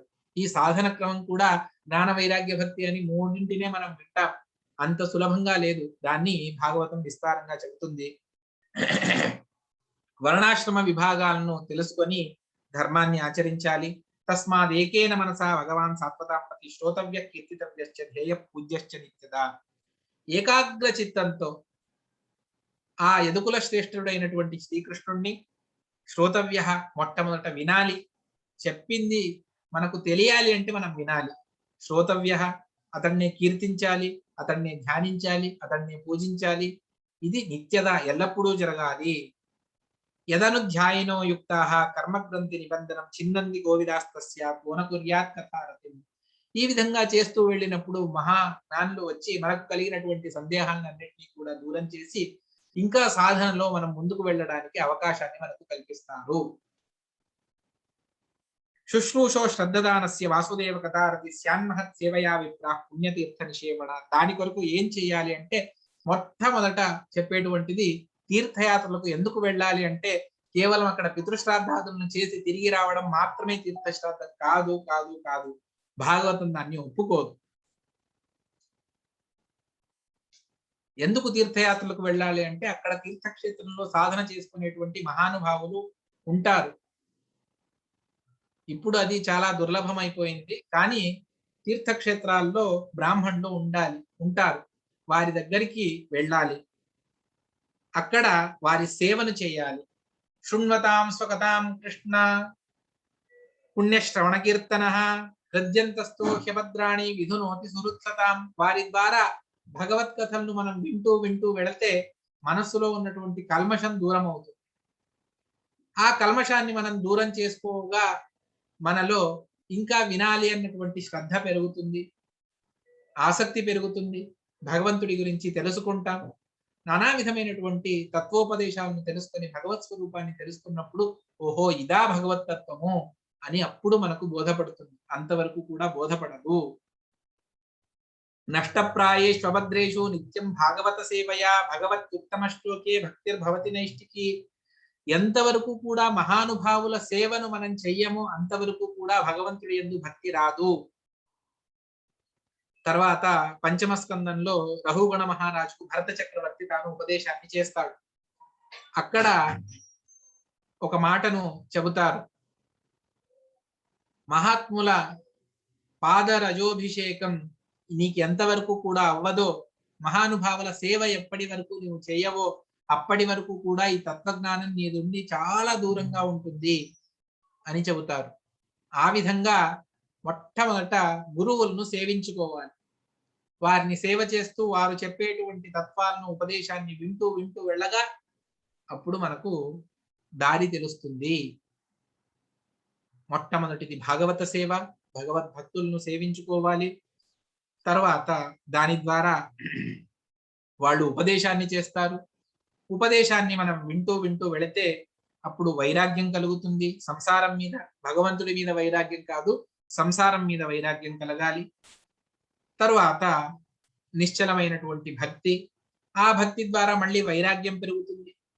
దాని ద్వారా శ్రవణ మనన నిధిధ్యాసన రూపమైనటువంటి జిజ్ఞాస, తర్వాత పక్వభక్తి కలుగుతుంది. ఆ పక్వభక్తి కలగడం ద్వారా పరోక్ష జ్ఞానం లభిస్తుంది. ఎందుకంటే గురువుల ద్వారా శ్రవణాన్ని చేశాం, విన్నటువంటి దాన్ని శాస్త్రమును మననం చేసుకున్నాం, యుక్తి అనుసంధానాన్ని చేశాం, దాని ద్వారా ధ్యానాన్ని చేశాం. అందువల్ల పరోక్ష జ్ఞానం, శాస్త్రంలో ఏదైతే చెప్పారో అది శాస్త్రం పరిపూర్ణంగా మనకు బోధపడుతుంది. ఆ ధ్యానాన్ని చేస్తూ చేస్తూ పరిపక్వ భక్తి, దృఢభక్తి ఎప్పుడైతే మనకు కలుగుతుందో దాని ద్వారా, ఆ పరిపక్వ భక్తి ద్వారా అతి పరిపక్వ భక్తి కలగాలి. దాని ద్వారా అపరోక్ష జ్ఞానం కలుగుతుంది. దాని ద్వారా భగవంతుడు అత్యర్థ ప్రసాదాన్ని చేస్తాడు, కర్మక్షయం అవుతుంది. ఆ అపరోక్ష జ్ఞానమే ప్రధానమైనటువంటిది. ఆ అపరోక్ష జ్ఞానం కలిగిన తర్వాత ప్రారబ్ధ కర్మను మాత్రమే భోగం చేయాలి. సంచితం అంతా వెళ్ళిపోతుంది. తర్వాత మోక్షం లభిస్తుంది. ఇది క్రమము. ఈ క్రమంలోనే మనం వెళ్ళాలి. జ్ఞానభక్తి వైరాగ్యం అంటే అది, దానికి ఒక్కొక్క మెట్లు ఉన్నాయి. ఆ మెట్ల మీద నుంచే వెళ్ళాలి తప్ప సాక్షాత్తుగా మోక్షం అన్నటువంటిది ఇది సాధ్యపడదు. ఆ భగవంతుడు ఒక్కడే సత్వరజస్తమో గుణాల్లో ఉండి సత్వంలో తానే విష్ణునామకుడిగా ఉండి ఈ స్థితినంతా చేస్తాడు. అదే విధంగా సత్వంలో ఉండి సృష్టిని చేస్తాడు. బ్రహ్మదేవుల వారి యందు బ్రహ్మనామంతో ఉండి, అదే విధంగా రజోగుణంలో ఉండి స్థితిని చేస్తాడు. తమో గుణంలో ఉండి రుద్రదేవుల వారి యందు ఉండి తానే బ్రహ్మ విష్ణు మహేశ్వర అన్నటువంటి నామములతో సృష్టి స్థితి సంహారములను చేసేటువంటి వాడు భగవంతుడు ఒక్కడే. కానీ కీర్తిని మాత్రం బ్రహ్మదేవుల వారికి రుద్రదేవుల వారికి భగవంతుడు ఇస్తాడు. చేసేటువంటి వాడు మాత్రం భగవంతుడే. ఈ విధంగా చెబుతూ వాసుదేవ పరావేద, వాసుదేవ పరామఖ, వాసుదేవ పరాయోగ, వాసుదేవ పరాక్రియా. ఈ సకల వేదముల తాత్పర్యం భగవంతుడే. సకల యజ్ఞములను మీరు ఎన్ని యాగములను చేసినా దానికి ప్రధాన ఉద్దేశం భగవంతుడే. ఈ యోగ సాధనములు ఏదైతే ఉన్నవియో అవన్నీ కూడా అష్టాంగ ధారణమైనటువంటి యోగం, అది కూడా భగవత్ ప్రధానమైనటువంటిది. సకల క్రియలు కూడా భగవంతుడి పూజారూపమైనటువంటిది. ఆ జ్ఞానం మనకి ఏదైతే పరోక్ష జ్ఞానం కానివ్వండి, అపరోక్ష జ్ఞానం కానివ్వండి, ఏది మనకు దొరికినా కూడా అదంతా కూడా భగవంతుడి అనుగ్రహం ద్వారానే మనం సంపాదించాలి. ఈ విధంగా చెప్పి తర్వాత భగవంతుడు జగృహే పౌరుషం రూపం, పురుష అనేటువంటి భగవంతుడు తన స్వరూపాన్ని తాను తీసుకుంటాడు. అదే విధంగా బ్రహ్మదేవుల వారిని సృష్టి చేస్తాడు. అనంత అవ్యాకృతాకాశంలో వ్యాప్తమైనటువంటి రూపం వేరే, మహదాది సృష్టికర్త వేరే, తర్వాత బ్రహ్మాండం లోపలి రూపం వేరే. ఇదంతా కూడా తర్వాత వస్తుంది. ఆ ప్రళయ జలదిలో యోగ నిద్రను చేస్తూ తాను పద్మాన్ని సృష్టి చేసి సకల భువనాలకు కారణీభూతమైనటువంటి బ్రహ్మదేవుల వారిని ఆ పద్మంలో సృష్టి చేస్తాడు. తర్వాత భగవంతుడి నానా అవతారాల గురించి అడిగారు కదా. మొట్టమొదట భగవంతుడు కుమార అనేటువంటి సనత్ కుమార అనేటువంటి రూపాన్ని తీసుకొని బ్రహ్మచర్యాన్ని ఏ విధంగా చేయాలి అన్నటువంటి దాన్ని ఉపదేశించాడు. తర్వాత రసాతలంలో ఉన్నటువంటి భూమిని తీసుకొచ్చినటువంటిది అది సూకర యజ్ఞ వరాహ రూపం. మూడవది ఋషి సర్గం, దాన్ని చెప్పేటువంటిది పంచరాత్ర ఆగమాలను నారదుల వారికి ఉపదేశించినటువంటి రూపం అది మహిదాస ఐతరేయ రూపము అన్నటువంటిది. తర్వాత తపస్సు ఏ విధంగా చేయాలి అని చెప్పేసి నారాయణ రూపంతో, నారాయణ రూపం ప్రధానం ఇది భగవద్ ఆవేశయుక్తమైనటువంటి శేషదేవుల వారు. తర్వాత సాంఖ్యతత్వాన్ని ఉపదేశించినటువంటి కపిల రూపం. తర్వాత అత్రి అంటే దత్తాత్రేయ రూపంతో 6వ రూపాన్ని భగవంతుడు స్వీకరించాడు. సామాన్యంగా దత్తాత్రేయ అంటే 4 కుక్కలు చుట్టూ కూర్చొని మధ్యలో భగవంతుడు అంటే ఒక మనిషిని కూర్చోబెట్టి అది దత్తాత్రేయ అని చెప్తారు. అది దత్తాత్రేయ రూపం కాదది. ఆ విధంగా భగవంతుడు కుక్కల్ని శునకాలను కూర్చోబెట్టి అది దత్తాత్రేయ రూపం కాదు. ఇది అద్భుతమైనటువంటి ఆన్వీక్షికి తర్క విద్యను ఉపదేశించినటువంటి, జ్ఞానాన్ని లోకానికి చాటి చెప్పినటువంటి దత్తాత్రేయ రూపం ఇది. తర్వాత యజ్ఞ నామక భగవంతుడు రుచి ప్రజాపతి ఆకూతి ద్వారా, తర్వాత మేరుదేవి యందు నాభి ద్వారా జన్మించినటువంటి వృషభ రూపం, తర్వాత పృథు శరీరంలో ఆవిష్టమైనటువంటి మరొక రూపం, తర్వాత మత్స్య రూపం, అదేవిధంగా కూర్మ రూపాన్ని భగవంతుడు స్వీకరించాడు, ధన్వంతరి రూపాన్ని భగవంతుడు స్వీకరించాడు. ఇవన్నీ కూడా ఉన్నాయి. నారసింహ రూపాన్ని, తర్వాత వేదవ్యాస రూపాన్ని, అదే విధంగా కృష్ణ రూపాన్ని, ఈ విధంగా భగవంతుడి నానా విధమైనటువంటి అవతారాలు ఉన్నాయి అని చెప్పేసి ఇక్కడ శ్రీకృష్ణుడు ఒక్కడే పరిపూర్ణమైనటువంటి రూపం అని చెబుతారు. అది కాదు, అన్ని రూపాలు కూడా మూల రూపంతో అభిన్నమైనటువంటివి, అన్ని రూపములు కూడా పరిపూర్ణమైనటువంటివి అని నానా విధమైనటువంటి అవతారాలను సంక్షేపంగా చెప్పి, తరువాత సర్వవేద ఇతిహాసానం సారం సారం సముద్రతం సతు సంశ్రావ్యయామాస మహారాజం పరీక్షితం. మీరు మహానుభావులు అని సూతాచార్యుల వారిని ఈ శౌనకాది ఋషులందరూ కూడా చెప్పినప్పుడు, సరే మీరు అడిగినటువంటి అన్ని ప్రశ్నలకు కూడా జవాబు భాగవతం చెప్తూ ఉన్నది, అందువల్ల ఆ భాగవతం ఇదం భాగవతం నామ పురాణం బ్రహ్మ సంహితం ఉత్తమ శ్లోక చరితం చకార భగవాన్ ఋషి. ఇది భాగవతం అనేటువంటి పురాణం. ఇది సాక్షాత్తు వేదార్థాలను చెప్పేటువంటిది. ఉత్తమ శ్లోక పుణ్యశ్లోకుడైనటువంటి ఆ భగవంతుడి చరిత్రను చెప్పేటువంటిది. దీన్ని సాక్షాత్ వేదవ్యాసుల వారు నిశ్రేయసం అంటే మోక్షం కొరకు రచన చేసినటువంటిది. ధన్యం స్వస్త్యయనం మహత్, సమగ్ర మంగళాన్ని చేకూరుస్తుంది. దాన్ని తాము సుతం ఆత్మమతాంబరం తమ కుమారుడైనటువంటి శుకాచార్యుల వారికి మొట్టమొదట ఉపదేశించారు. వారు ప్రాయోపవేశంలో గంగా తీరంలో కూర్చున్నటువంటి పరీక్షిత్ రాజుకు ఉపదేశించేటప్పుడు నేను నా గురువు అనుగ్రహంతో అక్కడ చేరుకొని వారి ద్వారా ఈ సమగ్రమైనటువంటి భాగవతాన్ని విన్నాను, అక్కడి నుండే ఇక్కడికి వచ్చాను అని చెప్పారు సూతాచార్యుల వారు. దానికి వాళ్ళు ప్రశ్నిస్తూ ఉన్నారు, ఎప్పుడు ఇది జరిగింది, దాన్ని మీరు మాకు ఉపదేశించండి. సాక్షాత్ వేదవ్యాసుల వారి కుమారులు వారు ఒక చోట ఉండేటువంటి వారు కాదు. వారి గురించి చెబుతారు, సగోదోహన మాత్రం హి గృహేషు దహనేదిన. పరమ విరక్తులు, 16 సంవత్సరాల వారు, చూడ్డానికి లోక సమ్మోహకులు, ఎవరు చూసినా కూడా మోహ పరవశులైపోతారు. అంతటి సౌందర్య రూపం ఆ శుకాచార్యుల వారి. వారు ప్రతి ఇంటి దగ్గర అంటే అన్ని ఇళ్లకు వెళ్ళరు. ఆ శరీరాన్ని ధారణ చేయడానికి ఎంత కావాలో అంత మాత్రమే భిక్షను స్వీకరిస్తారు. అది ఎంత గోదోహన మాత్రం. ఆవు పాలును పిండితే అది ఎంత సమయమో అంత క్షణం మాత్రమే వాళ్ళు, అంటే పూర్తిగా కాదు, ఒకసారి పాత్రలో పితుక్కుంటే అది ఎంత వస్తుందో అంత సమయం మాత్రమే వాళ్ళు ఒక చోట ఉంటారు. అటువంటి వారు 7 రోజులు ఒక చోట ఉండి పరీక్షిత్ రాజుకు చెప్పారు అని చెప్తూ ఉన్నారు. ఇది ఎలా సాధ్యపడింది? ఆ అభిమన్యు సుతుడు మహాభాగవతోత్తముడు పరీక్షిత్ మహారాజు అని విన్నాము. అతడు గంగా తీరంలో ప్రాయోపవేశానికి ఎందుకు కూర్చోవలసి వచ్చింది? ఇదంతా కూడా మాకు వినాలి అని ఉంది.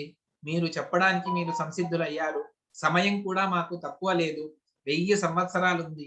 అంతవరకు పరిపూర్ణంగా మీరు చెప్పవచ్చు.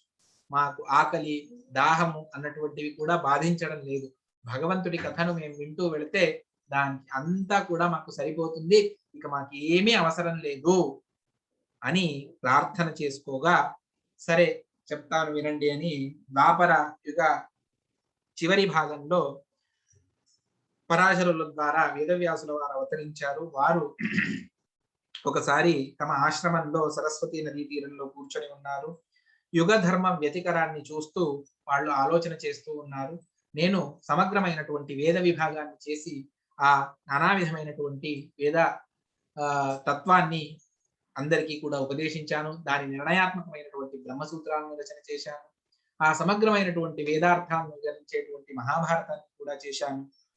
ఇంకా ఏదో చెయ్యాలి అని అందులో ఋగ్వేదాన్ని పైల ఋషుల వారికి, సామవేదాన్ని జైమిని ఋషుల వారికి, వైశంపాయన వారికి, యజుశాఖను, అథర్వాంగిరస దాన్ని సుమంతుకు, అదేవిధంగా ఇతిహాస పురాణాలను మా తండ్రి గారైనటువంటి రోమహర్షుల వారికి లోకంలో విస్తారం చేయమని చెప్పారు. ఈ విధంగా అన్నిటినీ చేసినా కూడా వాళ్ళకి ఏదో ఇంకా మనస్సులో వెలతిగా ఉన్నది. అద్భుతమైనటువంటి భారత ఆఖ్యానాన్ని కూడా చేసిన ఏదో ఇంకా చెయ్యాలి అన్నటువంటిది. ఆ సందర్భంలో వారి దగ్గరికి నారదుల వారు వస్తారు. వచ్చి ఏం వ్యాసుల వారు మీరు ఆలోచనలో ఉన్నారు అని. నిజంగా వేదవ్యాసుల వారికి ఆ విధమైనటువంటి అజ్ఞానం, మోహం ఏది కూడా లేదు. సర్వజ్ఞుడైనటువంటి భగవంతుడికి ఎక్కడ. కానీ నారదుల వారి ప్రార్థన వినాలి, వారి ప్రార్థనను మన్నించి భాగవతాన్ని రచన చేయాలి అన్నటువంటి ఉద్దేశంతో ఆ విధంగా ఉన్నారు. నారదుల వారు వచ్చి ప్రార్థన చేసుకుంటారు. స్వామి, మీరు చేయవలసిందంతా కూడా చేసేశారు, ఇంకా ఎందుకు ఆలోచన చేస్తూ ఉన్నారు? ఎందుకు అంటే బ్రహ్మాది దేవతలు వెళ్ళి అజ్ఞానం అంటే రుద్రాది దేవతలకు అజ్ఞానం ఉన్నది, బ్రహ్మదేవుల వారికి అజ్ఞానం లేదు. ఆ బ్రహ్మ పదవికి వచ్చేటువంటి ఎవరికి కూడా అజ్ఞానం ఉండదు, ముఖ్య ప్రాణమూర్తికి కూడా లేదు. అందువల్ల మన మధ్వాచార్యుల వారికి కూడా అజ్ఞానం, విపరీత జ్ఞానములు సర్వథా లేవు. కానీ లోక హితాన్ని అపేక్షించి జనులకు అజ్ఞాన కలిబాధలు ఉన్నాయి. అందువల్ల రమ్మని ప్రార్థన చేసుకోగా వారు జ్ఞానోపదేశానికి, తత్వోపదేశానికే వచ్చారు. ఆ విధంగా వేదాలను ఉద్ధరణ చేసి అంతా ఇచ్చారు. మరి జిజ్ఞాసితం సుసంపన్నం అభితే మహదద్భుతం కృతవాన్ భారతం న్యస్తం సర్వార్థ పరిభ్రమీతం, సకల అర్థాలను వివరించేటువంటి మహాభారతాన్ని కూడా చేశారు. ఇంకా ఎందుకు ఆలోచన చేస్తూ ఉన్నారు అంటే ఇంకా ఏదో నేను వదిలిపెట్టినట్టుగా అనిపిస్తూ ఉన్నది అని లోక విడంబనంగా చెబుతారు వ్యాసుల వారు. దానికి నారదుల వారు అంటారు, సవాగ్వి సర్గో జనతాఘ విప్లవో యస్మిన్ ప్రతి శ్లోకమబద్ధవత్యపి నామాన్యనంతస్య యశోంజితాని శృణ్వంతి గాయంతి గృణంతి సాధవః. అద్భుతమైనటువంటి మీరు నానా విధమైనటువంటి ధర్మాలను ఇంకా చెప్పవలసినటువంటిది ఏదీ కూడా లేదు. కానీ భగవంతుడి గురించి ఎంత చెప్పినా తక్కువే. అందువల్ల మీరు భాగవతాన్ని రచన చేయండి. రచన చేసేటువంటి గ్రంథంలో నతద్వచశ్చిత్ర పదం హరేర్యశో జగత్ పవిత్రం నృణాతి గరిచిత్ తద్వాయసం తీర్థముషంతి మానస నయత్రహంస యమతన్ నిమంక్షయ. అద్భుతమైనటువంటి గ్రంథం. నానా విధమైనటువంటి రసాలు నిండి ఉన్నాయి. శ్లోకములు, చమత్కారములు, అలంకారములు అన్నీ ఉన్నాయి.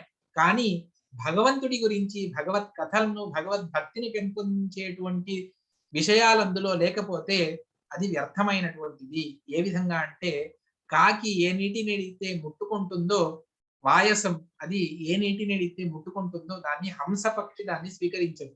ఆ విధంగా అటువంటి ఉత్తమ లోకంలో ఎంత ప్రసిద్ధి చెందినా కూడా పరమహంసులు, పరమ విరాగులైనటువంటి విరక్తులైనటువంటి నీ భక్తులు దాన్ని ముట్టుకోరు. నీ కథ లేకపోతే, నీ భగవద్భక్తి అందులో ప్రచురంగా లేకపోతే దాన్ని ఎవరు కూడా స్వీకరించరు.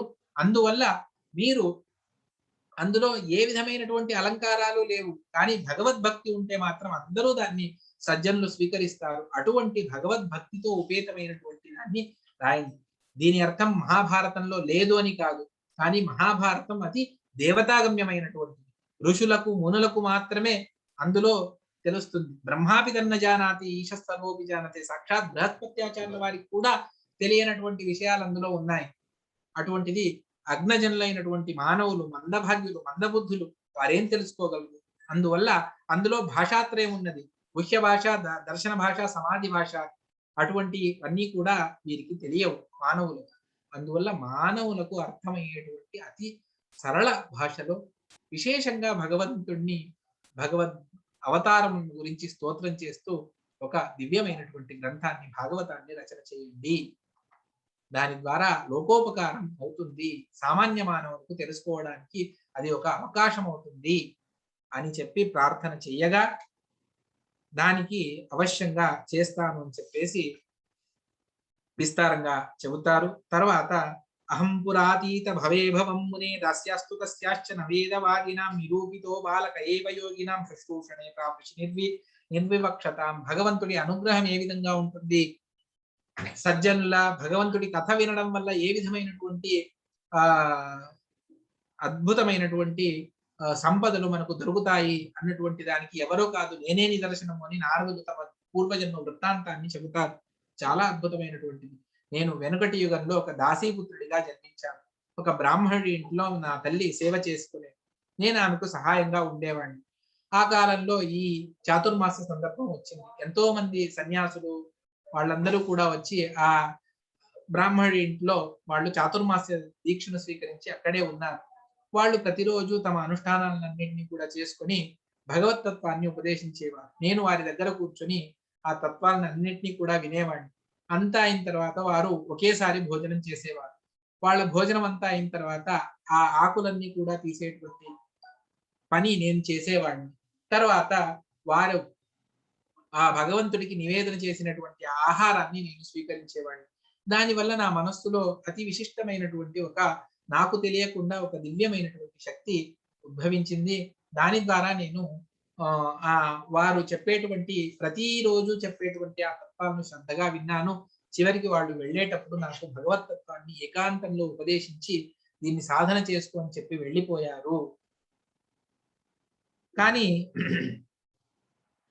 తర్వాత అంతటి దివ్యమైనటువంటిది భగవతత్వము. సరే, దాని తర్వాత ఏమైంది అని వ్యాసుల వారు అడిగారు. నేను వాళ్ళంతా వెళ్ళిపోయిన తర్వాత మళ్ళీ మా పని ఆ ఇంట్లో సేవా వృత్తి సేవ చేసుకుంటూ ఉన్నాము. కానీ నా తల్లి పరాధీనురాలు ఎక్కడికి వెళ్ళలేదు. ఆమెకి ఎప్పుడూ నా మీద మోహము. నేను ఎక్కడికి వెళ్తాను, నేను ఎక్కడికి వెళ్ళినా నన్ను నా దగ్గరకు వచ్చేసేది. నేను ధ్యానం చేసుకోవడానికి నాకు వీలు పడేది కాదు. కానీ ఒకరోజు సాయంత్రం పాలు వెతకడానికి అని చెప్పేసి తాను వెళుతుంది. ఆ గోశాలకు వెళ్ళినప్పుడు అక్కడ ఒక పాము కరిచి తను చనిపోతుంది. అప్పుడు నేను అనుకున్నాను, భగవంతుడే నన్ను అనుగ్రహించాడేమో.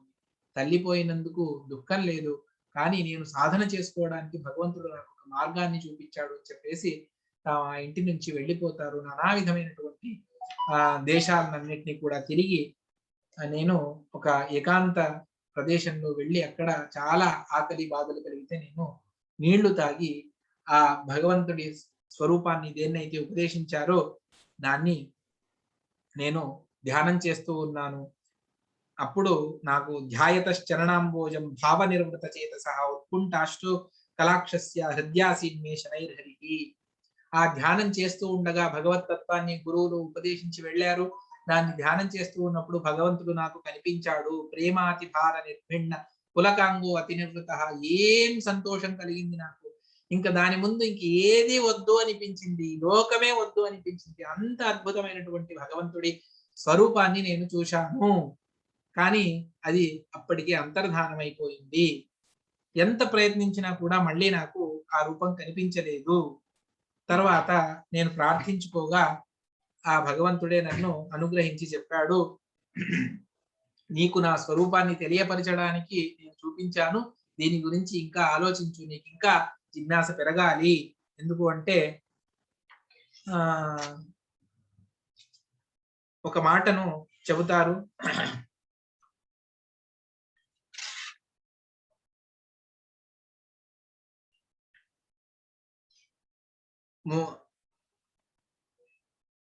ప్రారబ్ధ కర్మ నిర్మాణం నెపదం పాంచభౌతిక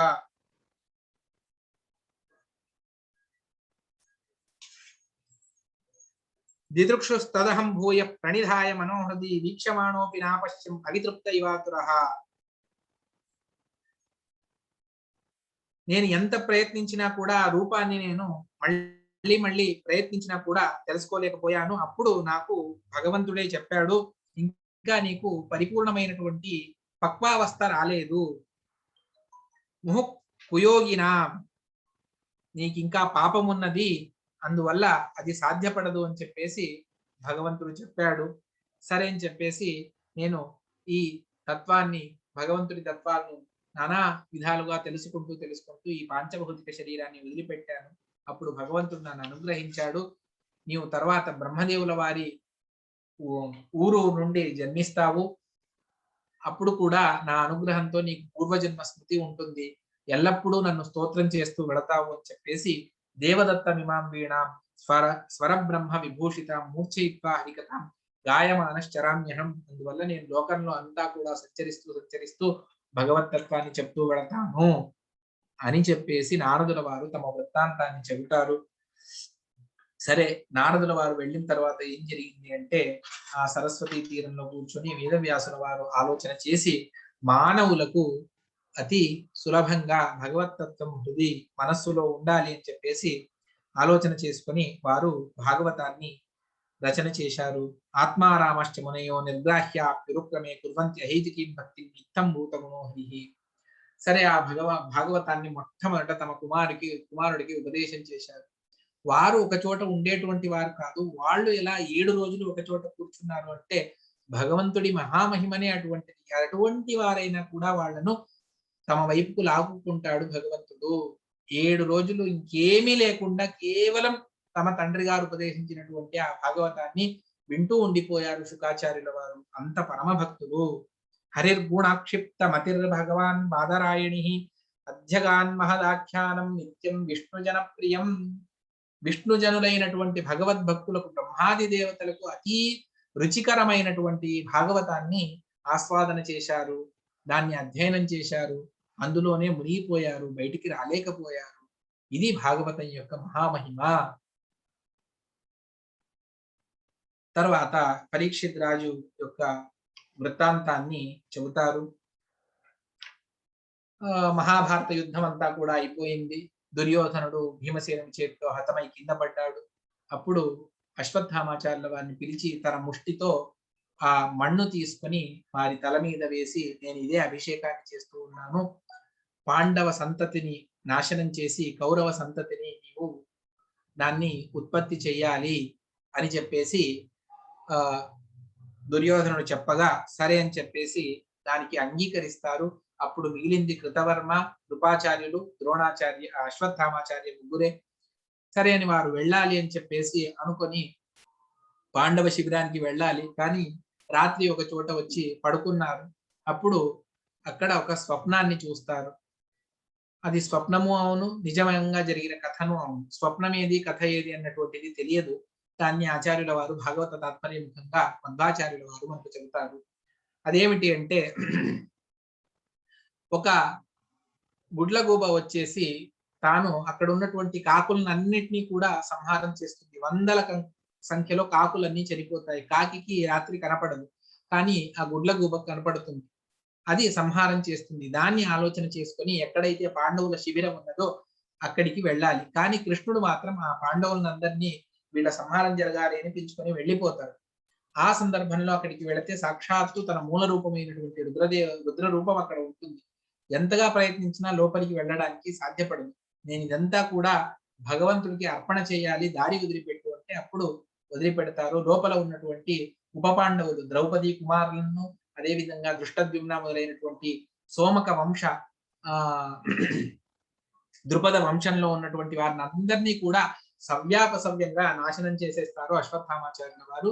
ఆ సందర్భంలో ఆ దృష్టద్యుమ్నుడి సారథి తప్పించుకొని వచ్చి చెబుతాడు, ఈ విధంగా అందరినీ సంహారం చేసేశారు అశ్వత్థామాచార్యుల వారు అని. ఆ 5 తలను తీసుకుని వెళ్ళి దుర్యోధనుడికి చూపించినప్పుడు అప్పుడు అతడు ఓహో అందరూ చనిపోయారా అని తను చనిపోతాడు.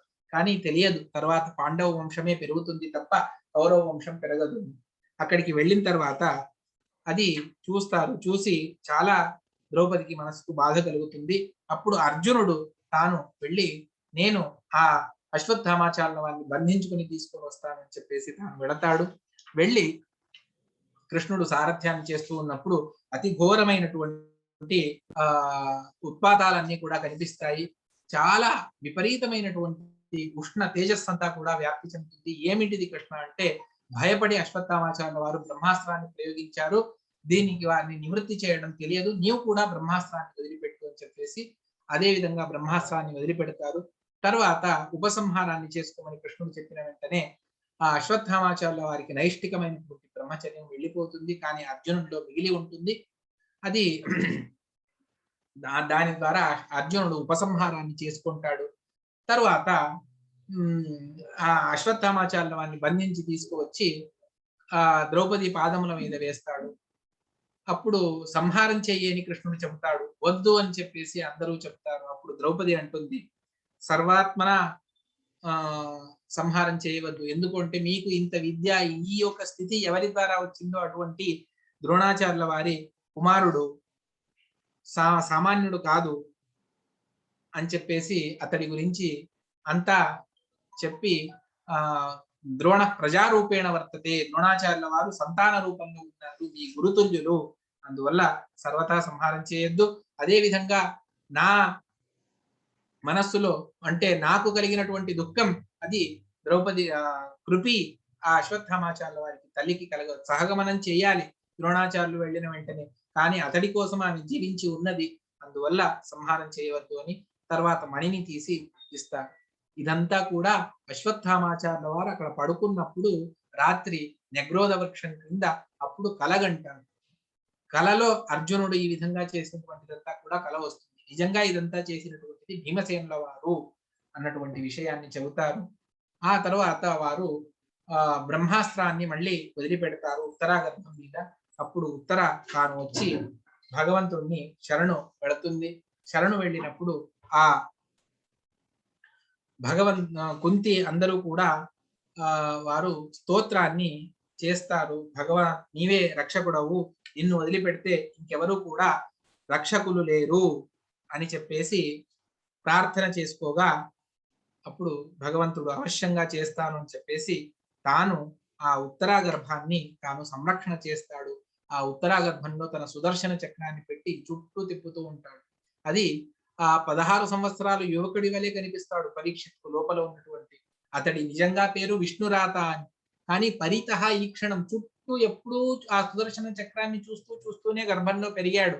అందువల్ల పరితః ఈ క్షణాత్ పరీక్షిత అని పేరు వస్తుంది పరీక్షిన్ మహారాజుకు. ఈ విధంగా కృష్ణుడు లోపల ఉండి సంరక్షించినా కూడా బ్రహ్మాస్త్రం యొక్క తేజస్సు అత్యద్భుతమైనటువంటిది. సాక్షాత్తు బ్రహ్మదేవుల వారి అభిమానులు దాన్ని వ్యర్థం చేయకూడదు అన్నటువంటిదే భగవంతుడి సంకల్పం. అది ప్రయోగించినా కూడా అశ్వత్థామాచార్యుల వారు నేను దాన్ని సంరక్షణ చేసేటువంటి సామర్థ్యం నాకున్నది అని చెప్పేసి భగవంతుడు లోకానికి చూపించడానికి ఆ విధంగా చేస్తాడు. అప్పుడు వృథా తాను విశేషంగా స్తోత్రం చేస్తుంది భగవంతుణ్ణి. అద్భుతమైనటువంటి మహామహిమలను అన్నిటినీ కూడా స్తోత్రం, ఒక్కొక్క స్తోత్రం కూడా చాలా రమణీయం. భాగవతం స్తోత్రం కొరకే ఒకసారి సప్తాహాన్ని పెట్టుకోవాలి. అంత దివ్యమైనటువంటి భగవంతుడి గుణాలన్నీ కూడా అక్కడ చెబుతారు. శృణ్వంతి గాయంతి గృణంతి అభిఘ్నశః స్మరంతి నందంతి దవేహితం జనా తయేవ పశ్యంతి శిరేణ తావకం భవ ప్రవాహో పరమం పదాంబుజం. ఎల్లప్పుడూ నిన్ను గురించి వినాలి, నీ గురించి తెలుసుకోవాలి అన్నటువంటిదే సకల జనులకు సద్భక్తులకు కోరికగా ఉంటుంది. అటువంటిది నీవు మమ్మల్ని అనుగ్రహించు అని చెప్పేసి చివరికి ఒక కోరిక కోరుతుంది. విపదశంతు నశ్యశ్వత్ తత్ర తత్ర జగత్పతే భవతో దర్శనం యత్ స్యాత్ అపునర్భవ దర్శనం. మాకు ఆపదలు వస్తూ ఉండాలి స్వామి అని కుంతి ప్రార్థన చేస్తుంది. ఎవరైనా కష్టం రావాలి అని కోరుకుంటారా అంటే అవును అంటుంది కుంతి. ఎందుకంటే కష్టం వచ్చినప్పుడు ఆ భగవంతుడిని స్మరణ చేసుకుంటాం. దాని ద్వారా భగవంతుడు వచ్చి మమ్మల్ని అనుగ్రహిస్తాడు, భగవంతుడి దర్శనం కలుగుతుంది. ఆ విధంగా భగవంతుడిని ఎన్నిసార్లు అపరోక్షతః మనం చూస్తాము. ఈ భవ సంసారం అనేటువంటి సంసారం అనేటువంటి మహాసముద్రం నుండి మనం బయటపడగలం అని చెప్పేసి, నాకు కృష్ణ పాండవులు కావాలి, యాదవులు కావాలి. నీవు ఇక్కడి నుంచి వెళ్ళిపోతాను అంటే యాదవులకు దగ్గరైతావు. సరే ఇక్కడి నుంచి వెళ్ళిపోతాను అంటే పాండవులకు నువ్వు దూరం అవుతావు. అందువల్ల ఈ స్నేహపాశం ఇమం చింది, స్నేహపాశాన్ని నాకు దూరం చెయ్యి అని ప్రార్థన చేస్తుంది. సరే అదంతా కూడా విని స్నేహపాశాన్ని దూరం చేసుకోవాలి అని చెప్పేసి తాను ప్రార్థన చేస్తుంది. భగవంతుడు అదే విధంగా తాను అనుగ్రహించి తాను అక్కడి నుండి వెళతాడు.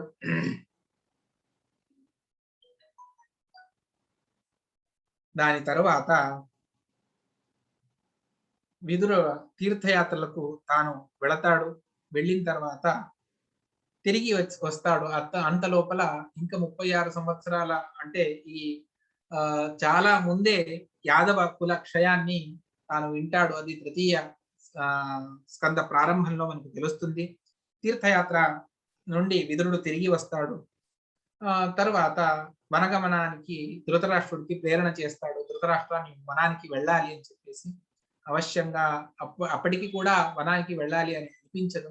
కానీ వెళ్ళాలి అని విదురుడు బాగా ఉపదేశాన్ని చేసిన తర్వాత వెళ్ళి అక్కడ సాధన చేసుకొని అక్కడే దావాగ్నిలో తను చనిపోతాడు. మధ్యలో ఒకసారి ధర్మరాజు వెళ్ళినప్పుడు విదురుడు కాయత్యాగాన్ని చేసి ధర్మరాజులో ప్రవేశం చేస్తాడు. ఎందుకంటే విదురుడు, ధర్మరాజు ఇద్దరు కూడా యమధర్మరాజు యొక్క అవతారములే. అందువల్ల అక్కడే ప్రవేశం చేసేస్తాడు. కానీ ఈ ధృతరాష్ట్రుడు రోజు ఉండేటువంటి ఒక సింహాసనం అక్కడ ధర్మరాజు ప్రతిరోజు వచ్చి నమస్కారం చేస్తూ ఉండేవాడు. కానీ ఒక రోజు వచ్చి నమస్కారం చేసుకొని ధ్యాన దృష్టితో చూస్తే వనంలో వాళ్ళు క్షేమంగా ఉన్నారు అని తెలిసేది. కానీ ఒక రోజు ధ్యానం చేసేటప్పుడు కనిపించరు. అప్పుడు సంజయుడు వచ్చి లేదు, యోగాగ్నిలో వాళ్ళు తమ కాయాన్ని నాశనం చేసుకున్నారు, ధృతరాష్ట్రుడు లేడు అంటే చాలా మనసుకు బాధ కలుగుతుంది. తరువాత శ్రీకృష్ణుడు ఎలా ఉన్నాడు అక్కడికి వెళ్ళి చాలా రోజులైంది, ఒకసారి చూసుకురమ్మని అర్జునుడిని పంపిస్తాడు ధర్మరాజు. అక్కడికి వెళ్ళి తిరిగి వస్తాడు. వచ్చినప్పుడు చాలా మనస్సులో బాధ ఉంటుంది. ఏమి అని అర్థం కాదు. ఎందుకు అని, ఏ తప్పైనా చేశావా అని నానా విధాలుగా అడుగుతాడు ధర్మరాజు. కానీ అర్జునుడు దేనికి కూడా సమాధానాన్ని చెప్పలేకపోతాడు. చివరిలో అడుగుతాడు, మనకు అత్యంత ఆప్తుడైనటువంటి మన హృదయంలో ఉండేటువంటి ఆ శ్రీకృష్ణుడు దూరమయ్యాడా అని అడుగుతాడు. అప్పుడు అర్జునుడు విపరీతంగా ఏడుస్తాడు. అవును, కృష్ణుడు పరంధామానికి వెళ్ళిపోయాడు. చాలా మంది కృష్ణుడు పరంధామానికి వెళ్ళడము అంటే చనిపోయాడు అన్నటువంటి అర్థాన్ని చేసుకుంటారు. అది సర్వథా తప్పు. దాన్ని ఆచార్యుల వారు స్పష్టంగా వివరణ చేశారు. ఒక లౌకికమైనటువంటి పాంచభౌతికమైనటువంటి దేహాన్ని భగవంతుడు సృష్టి చేసి పెట్టి తను సాక్షాత్తు బ్రహ్మాది దేవతలు వెంటరాగా తన సచిదానంద రూపంతో మోక్షానికి వెళ్ళిపోయాడు భగవంతుడు. ఆ జడమైనటువంటి శరీరానికి వ్యాధుడు వచ్చి బాణాన్ని వేసి ఆ శరీరాన్ని నాశనం చేశాను అని చెప్పేసి పశ్చాత్తాపడతాడు. ఇది జరిగినటువంటి కథ. తర్వాత ఏవం కృష్ణసఖ కృష్ణో భ్రాత్ర రాజ్ఞ వికల్పిత. రాజు అంతగా ఏడ్చిన వెంటనే అర్జునుడు చెబుతాడు, వంచితోహం మహారాజన్ హరిణ బంధురూపిణ ఏనమే అపరతం తేజో దేవ విస్మాపనం మహత్. మేమందరం వంచితులయ్యాం. శ్రీకృష్ణుడు పరంధామానికి వెళ్ళిపోయాడు. ఇక మనకు కృష్ణుడు దొరకడు. 106 సంవత్సరాల వరకు కూడా కృష్ణుడు వ్యక్తంగా భూలోకం నుండి కనిపించాడు. తర్వాత భగవంతుడు వెళ్ళిపోయాడు. యస్య క్షణ వియోగేన లోకో హ్యప్రియ దర్శనం. ఒక్క క్షణం లేకపోతే ఏదో ఆస్తులన్నీ వెళ్ళిపోయాయి, రాజ్యమంతా వెళ్ళిపోయింది అనేటువంటి బాధ ఏదైతే మనకు ఉండేదో అటువంటిది శాశ్వతంగా కృష్ణుడు వెళ్ళిపోయాడు. ఎవరి సన్నిధానం ఉన్నందువల్ల మహాభారత యుద్ధాన్ని జయించాను, ఏ భగవంతుడు ఉండడం వల్ల కాండవ వనాన్ని జయించాను, ఏ కృష్ణుడి సన్నిధానం ఉండడం వల్ల నేను సమగ్రమైనటువంటి సంక్షప్త గణాలను జయించాను. అటువంటి ఆ కృష్ణుడే లేదు. ఆ సమయంలో ఆ గోపికా స్త్రీలను సంరక్షించాలి అని వెళ్ళినప్పుడు ఆ గోపాలకులు వచ్చి ఆభిర్లు వచ్చి నన్ను గాంధీవం చేతిలో ఉంది, అదే రథం ఉన్నది, అదే అర్జునుడు, అదే బాణాలు, కానీ వాళ్ళని జయించలేకపోయాను. కృష్ణుడు ఒక వరాన్ని ఇచ్చింటాడు, నేను ఉన్నంత వరకు భూమి మీద నేను వ్యక్తంగా కనిపించేంత వరకు ఇంద్ర భయపడవద్దు, అర్జునుడు ఎప్పుడూ యుద్ధంలో ఓడిపోడు అని. కృష్ణుడు లేడు, అర్జునుడు యుద్ధంలో ఓడిపోతాడు. చాలా దీన అనురాగంతో అత్యంత భక్తితో అర్జునుడు స్తోత్రాన్ని చేస్తాడు. అందువల్ల మనం కూడా ఇక వెళ్ళాలి అన్న వెంటనే వాసుదేవాంగ్రభిధ్యాన పరిబృంహిత నమ్మసా భక్త్యా నిర్మచితాశేష కషాయ దిషణోర్జున గీతం భగవత జ్ఞానం ఎత్తత్ సంగ్రామమూర్తని. మళ్ళీ అర్జునుడు కృష్ణుడు ఉపదేశించినటువంటి గీతనంతా కూడా స్మరణ చేసుకుంటాడు. అద్భుతమైనటువంటి తత్వాన్ని భగవంతుడు ఉపదేశించాడు. ఎన్నిసార్లు అతడిని నా స్నేహితుడు అనుకున్నాను, అతడితో పాటు సింహాసనంలో కూర్చున్నాను, అతడితో పడుకున్నాను, సాక్షాత్ భగవంతుడు అన్నటువంటి జ్ఞానం నాకు రాలేదు అని చెప్పేసి పూర్వంలో ఒక అధ్యాయంలో ధర్మరాజు సమగ్రమైనటువంటి అశ్వమేధ యాగాలను చేసిన తర్వాత ఇంకా నేనేదో తప్పు చేశాను అన్నటువంటి భావనలో ఉన్నప్పుడు అప్పుడు భీష్మాచార్యుల వారి దగ్గరికి వెళ్ళి తత్వాన్ని ఉపదేశం చేయిస్తారు. అదే శాంతి పర్వం, అనుశాసన పర్వం అని మహాభారతంలో విస్తారంగా వచ్చింది. భాగవతంలో దాన్ని సంక్షేపంగా చెప్పారు. సమయం లేనందువల్ల అత్యంత సంక్షేపంగా నేను ముగిస్తూ ఉన్నాను. తర్వాత ఒక్కొక్కరు కూడా ఉత్తర దిక్కుగా ధర్మరాజాదులందరూ కూడా వాళ్ళందరూ సింహాసనంలో పరీక్షిత్ మహారాజును కూర్చోబెట్టి అదే విధంగా వారు మధురాయాం తతో వజ్రం శూరసేన పతిం తతః వజ్ర అనిరుద్ధ కుమారుడైనటువంటి వజ్రుడిని ఆ ద్వారకా పట్టణంలో, అంటే కృష్ణుడు ఉన్నటువంటి ద్వారకా కాదు, ఇప్పుడు మనం చూసేటువంటి ద్వారకలో అక్కడ వజ్ర అనేటువంటి ఆ అనిరుద్ధ కుమారుడిని సింహాసనంలో కూర్చోబెట్టి ఇక్కడ పరీక్షిత్ మహారాజు కూర్చోబెట్టి వాళ్ళు మహాప్రస్థానాన్ని చేస్తారు. ఉత్తర దిక్కుగా వెళతారు. చీరవాస నిరాహార బద్ధవాంగ ఊర్ధజ, ఆ మునులు ధరించేటువంటి నారవస్త్రాలను ధరించి ఆహారం లేకుండా బద్ధవాంగ్ ముఖమూర్ధజ దర్శయన్ ఆత్మనోరూపం జడోన్మత్త పిశాచంత, ఏమీ తెలియనటువంటి వారి వలె వారు ఉత్తర దిక్కుకు ప్రస్థానం చేసి మొట్టమొదట ద్రౌపది, తర్వాత సహదేవ, నకుల, అర్జున, భీమ, తర్వాత ధర్మరాజు సాక్షాత్తు అదే దేహంతో వెళ్ళి తర్వాత తన దేహాన్ని స్వర్గంలో వదిలిపెట్టి తన మూల రూపానికి అందరూ కూడా వెళతారు అన్నటువంటి కథాంశాన్ని మనకు చెప్పి తతః పరీక్ష ద్విజవర్య శిక్షయా మహీం మహాభాగవత శశాసః యథాయి సూత్యాం అభిజాత కోవిదాః సమావిశం విప్ర మహద్గుణాస్తుత. తర్వాత పరీక్షిత్ రాజు తాను రాజ్యాన్ని పరిపాలన చేస్తూ ఉన్నాడు. అద్భుతంగా సౌత్తరస్య తనయాం ఉపయనే ఇరావతి, తన మేనమామ కుమార్తె అయినటువంటి ఉత్తర కుమార్తె అయినటువంటి ఇరావతిని తాను వివాహం చేసుకున్నాడు. అక్కడ జనమేజయాది నలుగురు కుమారులు కలిగారు. ఆజహార అశ్వమేధాంతి గంగాయాం పురి దక్షిణాన్, సమగ్రమైనటువంటి పృథివిని పరిపాలించాడు. అక్కడ గంగా తీరంలో 3 అశ్వమేధ యాగాలను భూరి దక్షిణాన్ అత్యంత వైభవంగా అద్భుతమైనటువంటి దక్షిణా దానాన్ని చేసి తాను చేశాడు. ఇక్కడ ఒక విశేషాంశాన్ని పాండవుల అశ్వమేధ యాగంలో చెప్తారు. ఒక్కొక్క యాగానికి 3 రెట్లు అధికంగా దక్షిణను ఇచ్చినందువల్ల ఒక యాగం 3 రెట్ల ఫలితాన్ని వాళ్ళకి ఇచ్చింది. ఆ విధంగా యాగాన్ని చేసేటప్పుడు ఏదైనా మన ఇంట్లో ఏ శుభకార్యాన్ని ఇవ్వవలసిన దాని కంటే ఎక్కువగా మనం దక్షిణ బ్రాహ్మణులకు ఇస్తే దాని ద్వారా 1 కంటే ఎక్కువ రెట్లు ఫలితం వస్తుంది అన్నటువంటి విషయాన్ని భాగవతం మనకు చెబుతుంది. శారద్వతం గురుం కృత్వా, సాక్షాత్ కృపాచార్యుల వారిని గురువులుగా చేసుకొని తాను పరిపాలన చేస్తూ ఉన్నాడు.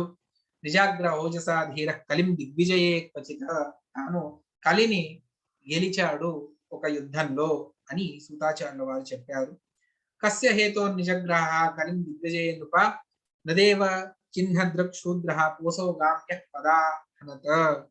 ఎవరు ఆ కలి, ఎందుకు గోవును తాను కాలితో శిక్షించాడు అన్నటువంటి దాన్ని మేము విన్నాము, అది మాకు వినిపించండి. విష్ణు కథలో ఇది కూడా ఒక భాగమే. ఎందుకు పూర్తిగా తాను కలి నిగ్రహాన్ని చెయ్యలేదు అన్నటువంటి దాన్ని మాకు వివరించండి అంటే, కురుజాంగలంలో వాసం చేస్తూ ఒకసారి తాను మృగయ అంటే నానా దేశంలో సంచరించాలి అని చెప్పేసి తాను వెళుతూ ఉన్నాడు. భద్రాశ్వ, కేతుమాల, ఉత్తర కురు, కింపురుషాది నానా స్థలాలను సంచరిస్తూ వస్తూ ఉన్నాడు. తిరిగి వస్తూ ఉన్నప్పుడు అక్కడ ఒక విచిత్రమైనటువంటి పరిస్థితిని చూస్తాడు. అక్కడ ఒక వృషభము, ఒక గోవు. వృషభము బక్క చిక్కిపోయింది, గోవు అలాగే ఉన్నది. ఆ వృషభం ఒకే కాలు మీద ఉన్నది. ధర్మ పదైకేన చరన్ ఇచ్ఛాయాం ఉపలభ్యగాం పృచ్చతి స్మాశ్రువదనం వివత్సామివ మాతరం. వృషభం తాను మాట్లాడుతూ ఉన్నది గో దగ్గర. ధర్మవాచ కచ్చిద్భద్రేనా మయమాత్మనస్తే విచ్ఛాయాసి మ్లాయతాయన్ముఖేన ఆలక్షయే భవతీమంతరాధిం దూరే బంధుం శోచసి కంచనేవా. ఎవరినో వదిలిపెట్టుకున్నట్టుగా, అన్నిటినీ దూరం చేసుకున్నట్టుగా ఏడుస్తూ ఉన్నావు కదా, ఏమిటి పరిస్థితి అని అదే విధంగా తను కూడా అడుగుతూ ఉన్నది. అక్కడ 4 పాదాలు ఉండాలి. 3 పాదాలు మాత్రమే ఉన్నాయి. ఇంకో పాదం లేదు. 3 పాదాలు లేవు. ఒక పాదం మాత్రమే ఉన్నది. అది ఎందుకు? ఏమిటి? అంటే ఈ క్షత్ర బంధువులు ఈ విధంగా ఘోరంగా ఉన్నారు. కలి అక్కడ ఒక రాజవేషంలో ఉండి ఆ వృషభాన్ని, ఆవును రెండిటిని శిక్షిస్తూ ఉన్నాడు. అది చూసి ఆ గోవు ఎవరో కాదు, సాక్షాత్తు ధరాదేవి, భూదేవి గోరూపంలో ఉన్నది. తను ఏడుస్తూ ఉన్నది. ఇదం మమ చక్ష తవాధిమూలం వసుంధరే ఏన వికర్షితాసి కాలేన మాతే బలినా బలీడం సురార్చితం కిం ప్రగుణాద్య సౌభగం. ఎందుకు ఏడుస్తూ ఉన్నావు అని చెప్పేసి అడిగిన వెంటనే తను భవాన్ హి వేద తత్సర్వం యన్మాం ధర్మానుపృచ్ఛసి చతుర్భిః పర్తసే ఏన పాదైర్లోక సుఖావహైః. ఏమడుగుతావు రాజా? నీవే దీనికి జవాబు చెప్పాలి. సత్యం, శౌచం, దయా, దానం, త్యాగ, సంతోష, ఆర్జవం, శమో, నమః, తపస్సామ్యం, తితిక్షోపరతిశ్రుతం, ఇవన్నీ కూడా ధర్మ మార్గాలు అని చెప్పేసి చెప్పారు. ఇవన్నీ కూడా ఉండాలి. కానీ ఇవేవి కూడా ఇప్పుడు లేవు. ఇక్కడ సాక్షాత్తు శ్రీకృష్ణుడు ఉన్నాడు అని చెప్పేసి తేనాహం గుణపాత్రేణ శ్రీనివాసేన సాంప్రతం శోచామి రహితం లోకం పాప్మన కలనీక్షితం. నేనే వెళ్ళి అడిగాను. నా మీద ఇంతమంది అనేక మంది దుర్జనులందరూ కూడా వచ్చారు. మరి వారి భారాన్ని నేను తాళలేకపోతున్నాను అని చెప్పేసి తాను చెబుతుంది. మరి అటువంటి ఆ భగవంతుడు నన్ను అనుగ్రహించడానికి కృష్ణ రూపంలో వచ్చి నా మీద తిరిగినప్పుడు నేను అనుకున్నాను, నాకంటే ఉత్తములు ఇంకెవరూ లేరు. ఎందుకు అంటే ప్రతి క్షణం నాకు శ్రీకృష్ణుడి పాదస్పర్శ కలుగుతూ ఉన్నది అని చెప్పేసి అప్పుడు నేను తరించిపోయాను. కానీ కృష్ణుడు వెళ్ళిన తర్వాత ఇక నాకు రక్షకులే లేరు అని నాకు అనిపిస్తూ ఉన్నది. ఆత్మానంచానుశోచామి భవంతశ్చామరోత్తమ దేవాన్ ఋషీన్ పితॄన్ సాధూన్ సర్వాన్ వర్ణాతథాశ్రమాన్. నా గురించి నాకు జాలి వేస్తుంది. నీ గురించి ధర్మ, నీ గురించి నాకు జాలి వేస్తూ ఉన్నది. అదేవిధంగా దేవతలు, ఋషులు, పితృవులు, సాధువులు, సర్వ వర్ణాశ్రమాలను పరిపాలించేటువంటి వారు అని చెప్పేసి తన బాధనంతా కూడా చెబుతుంది. అదంతా విన్నప్పుడు రాజు అంటాడు, ఎవరు మీకు ఈ విధంగా చేశారు? దండహస్తశ్చ విశరం దదృశే విఫలాంఛనం. రాజవేషాలతో ఉన్నటువంటి ఒక దండాన్ని పట్టుకున్నటువంటి అత్యంత కురూపి అయినటువంటి వ్యక్తిని చూశాడు. గాంచ ధర్మదుగాం దీనాం వృషం శూద్ర పదాహతాం. కాలితో తంతూ ఉన్నాడు. పప్రచ్ఛ రథమానుడు ఆ రథంలో కూర్చొని అడుగుతూ ఉన్నాడు, కత్వం మచ్చరణేలోకి బలాధ్వంసి అబలో బలి. ఎవరు? నేను పరిపాలించేటువంటి ఈ రాజ్యంలో అత్యంత దుర్బలమైనటువంటి ప్రాణులను నీవు బలిష్ఠుడిగా ఎందుకు శిక్షిస్తూ ఉన్నావు? ఎవరు నీవు? చెప్పు అని అడిగిన వెంటనే సత్వం కృష్ణే గతే దూరం సహ గాంధీవధన్మన శోచ్యో అస్య అశోచ్యాన్ రహసి ప్రహరన్ వధమర్హసి. ఆ కృష్ణుడు లేడు, సాక్షాత్తు అర్జునుడు లేడు అనుకోవద్దు. ఆ కృష్ణుడి వంశంలో, ఆ కృష్ణుడి భక్తుడైనటువంటి అర్జునుడి వంశంలో వచ్చినటువంటి నేనున్నాను అని చెప్పిన వెంటనే ఇదంతా కూడా నీవే తెలుసుకోవాలి రాజా అని మళ్ళీ భూదేవి, ధరాదేవి చెబుతుంది. తెలుస్తుంది, వచ్చినటువంటి వాడు కలి, ఇంకెవరో కాదు. ఇక్కడ ఉన్నటువంటి వాడు సాక్షాత్తు ధర్మ దేవత, అదే విధంగా భూదేవి, ఇద్దరు కూడా బాధపడుతూ ఉన్నారు. అంతా వెళ్ళిపోయింది, ఏమీ మిగలలేదు. నవయం క్లేశబీజాని యతస్సు పురుషం తం విజానీమః వాక్యభేద విమోహితాః. ఆ సర్వోత్తముడైనటువంటి భగవంతుడు ఎటువంటి వాడు అని మాకు తెలుసు. ఏవం ధర్మే ప్రవర్తి సామ్రాట్ ద్విజసత్తమ సమాహితేన మనసా విదిత్వా ప్రత్యాచష్టతాం.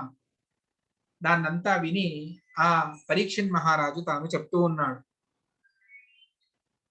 చాలా సంవాదం వాళ్ళ దగ్గర జరుగుతుంది. ఎవరు మీరు అని అడిగినప్పుడు దాన్నంతా కూడా తెలుసుకోమని చెప్తే తపశ్శౌచం దయా సత్యం ఇది పాదాః కృతే కృతాః. కృతయుగంలో తపస్సు, శౌచము, దయా, సత్యము అన్నటువంటివి 4 పాదాలతో నేనున్నాను. తపస్సు అంటే నానా విధమైనటువంటి తపస్సు. ప్రధానంగా తపస్సు అంటే శాస్త్రాధ్యయనం తపస్సు. తద్ది తపస్ తద్ది తపః అని చెప్పేసి ఉపనిషత్తు చెబుతుంది. నాకో మౌద్గల్య అని చెప్పేసి నాక అనేటువంటి ఋషుల వారు చెబుతారు.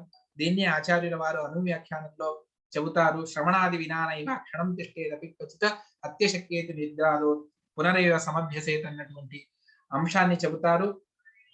అది తపస్సు ప్రధానంగా తప ఆలోచన అని చెప్పేసి భగవంతుడి గురించి శాస్త్రముల ద్వారా ఆలోచన చేసుకోవడం ఇది ఒక తపస్సు.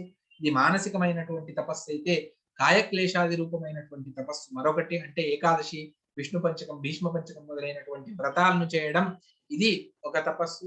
అదే విధంగా తీర్థయాత్రలను చేయడం ఇది ఒక విధమైనటువంటి తపస్సు. ఈ విధంగా తపస్సు అనేక విధాలు.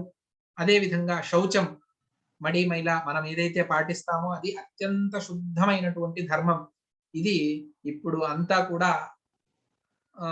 సైన్స్ ఎక్కువగా చదివాము అన్నటువంటి భ్రమను, లేకపోతే ఇది సైన్స్ ద్వారా నిరూపితం అవ్వటం లేదు అన్నటువంటి ఒక ఆలోచనను ఏదో తెలియదు.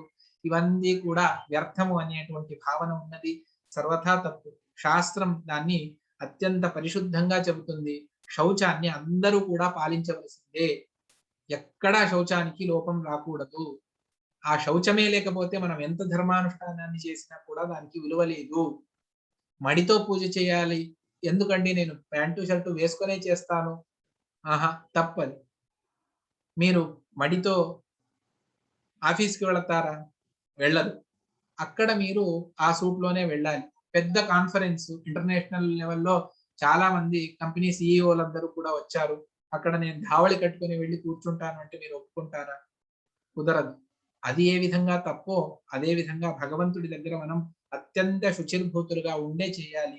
ఆ శౌచ ఆచారం ఎప్పుడెప్పుడు మనం మైల ఉండాలి ఏది అన్నటువంటి దాన్ని శాస్త్రం చాలా అద్భుతంగా చెప్పింది.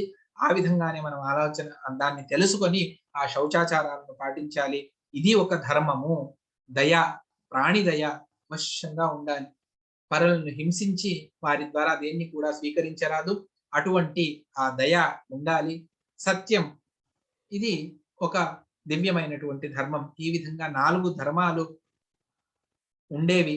అందులో తపస్సు, శౌచం, దయ వెళ్ళిపోయింది. సత్యం మాత్రమే ఉండనా వద్దా అన్నటువంటి స్థితిలో ఉన్నది.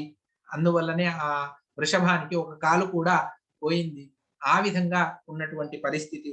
ఇయంచ భూర్భగవత న్యాసితోరు భరాసతి శ్రీమద్భిస్తత్పదన్యాసై సర్వతః కృతకౌతుక. భగవంతుడిని విశేషంగా తన మీద ధారణ చేసినటువంటి పృథివీ ఇది అని చెప్పిన వెంటనే సరే ఆ కలిని నిగ్రహించడానికి తాను అప్పటికప్పుడు ఖడ్గాన్ని నిశాత మాతదే ఖడ్గం కలయే అధర్మహేతవే, ఆ అధర్మాన్ని శిక్షించడానికి ఖడ్గాన్ని తీశాడు. అప్పుడు నన్ను చంపేస్తాడు అని చెప్పేసి వెళ్ళి పాదమూలాలను ఆశ్రయించాడు.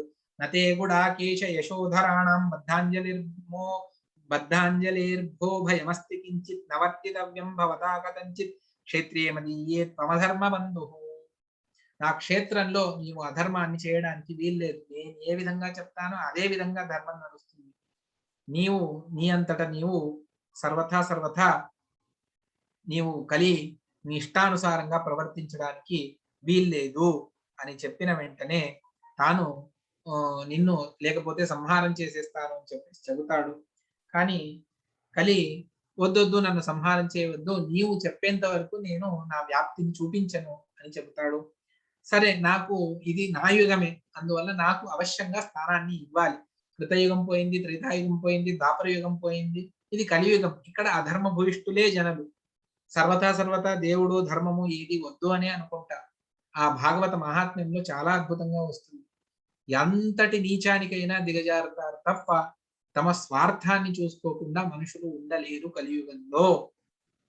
ఇది కలియుగం పరిస్థితి. మరి అది రావాలి అంటే నేను ఉండాలి. సరే, మరి నాకు ఏదైనా స్థానాలు నువ్వు అంటే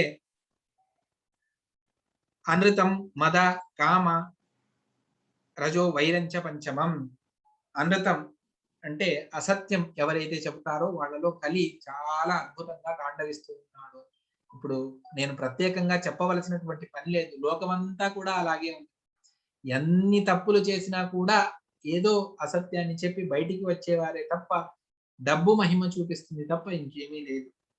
మద అంటే కొన్ని దుష్టమైనటువంటి పానీయాలు, నానా విధమైనటువంటి అతి దుష్టమైనటువంటి పానీయాలు, వాటిలో కలిస్థానం ఉన్నది అని తెలుసుకోవాలి.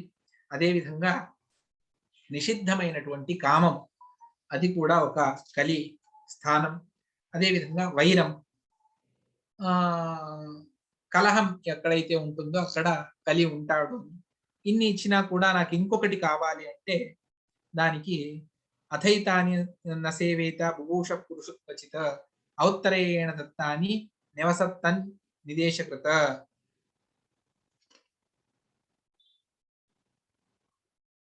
యూతం పానం శ్రియస్సూనా యత్ర అధర్మశ్చతుర్విధః పునశ్చ యాచమానస్య జాతరూపం అదాత్ ప్రభువు.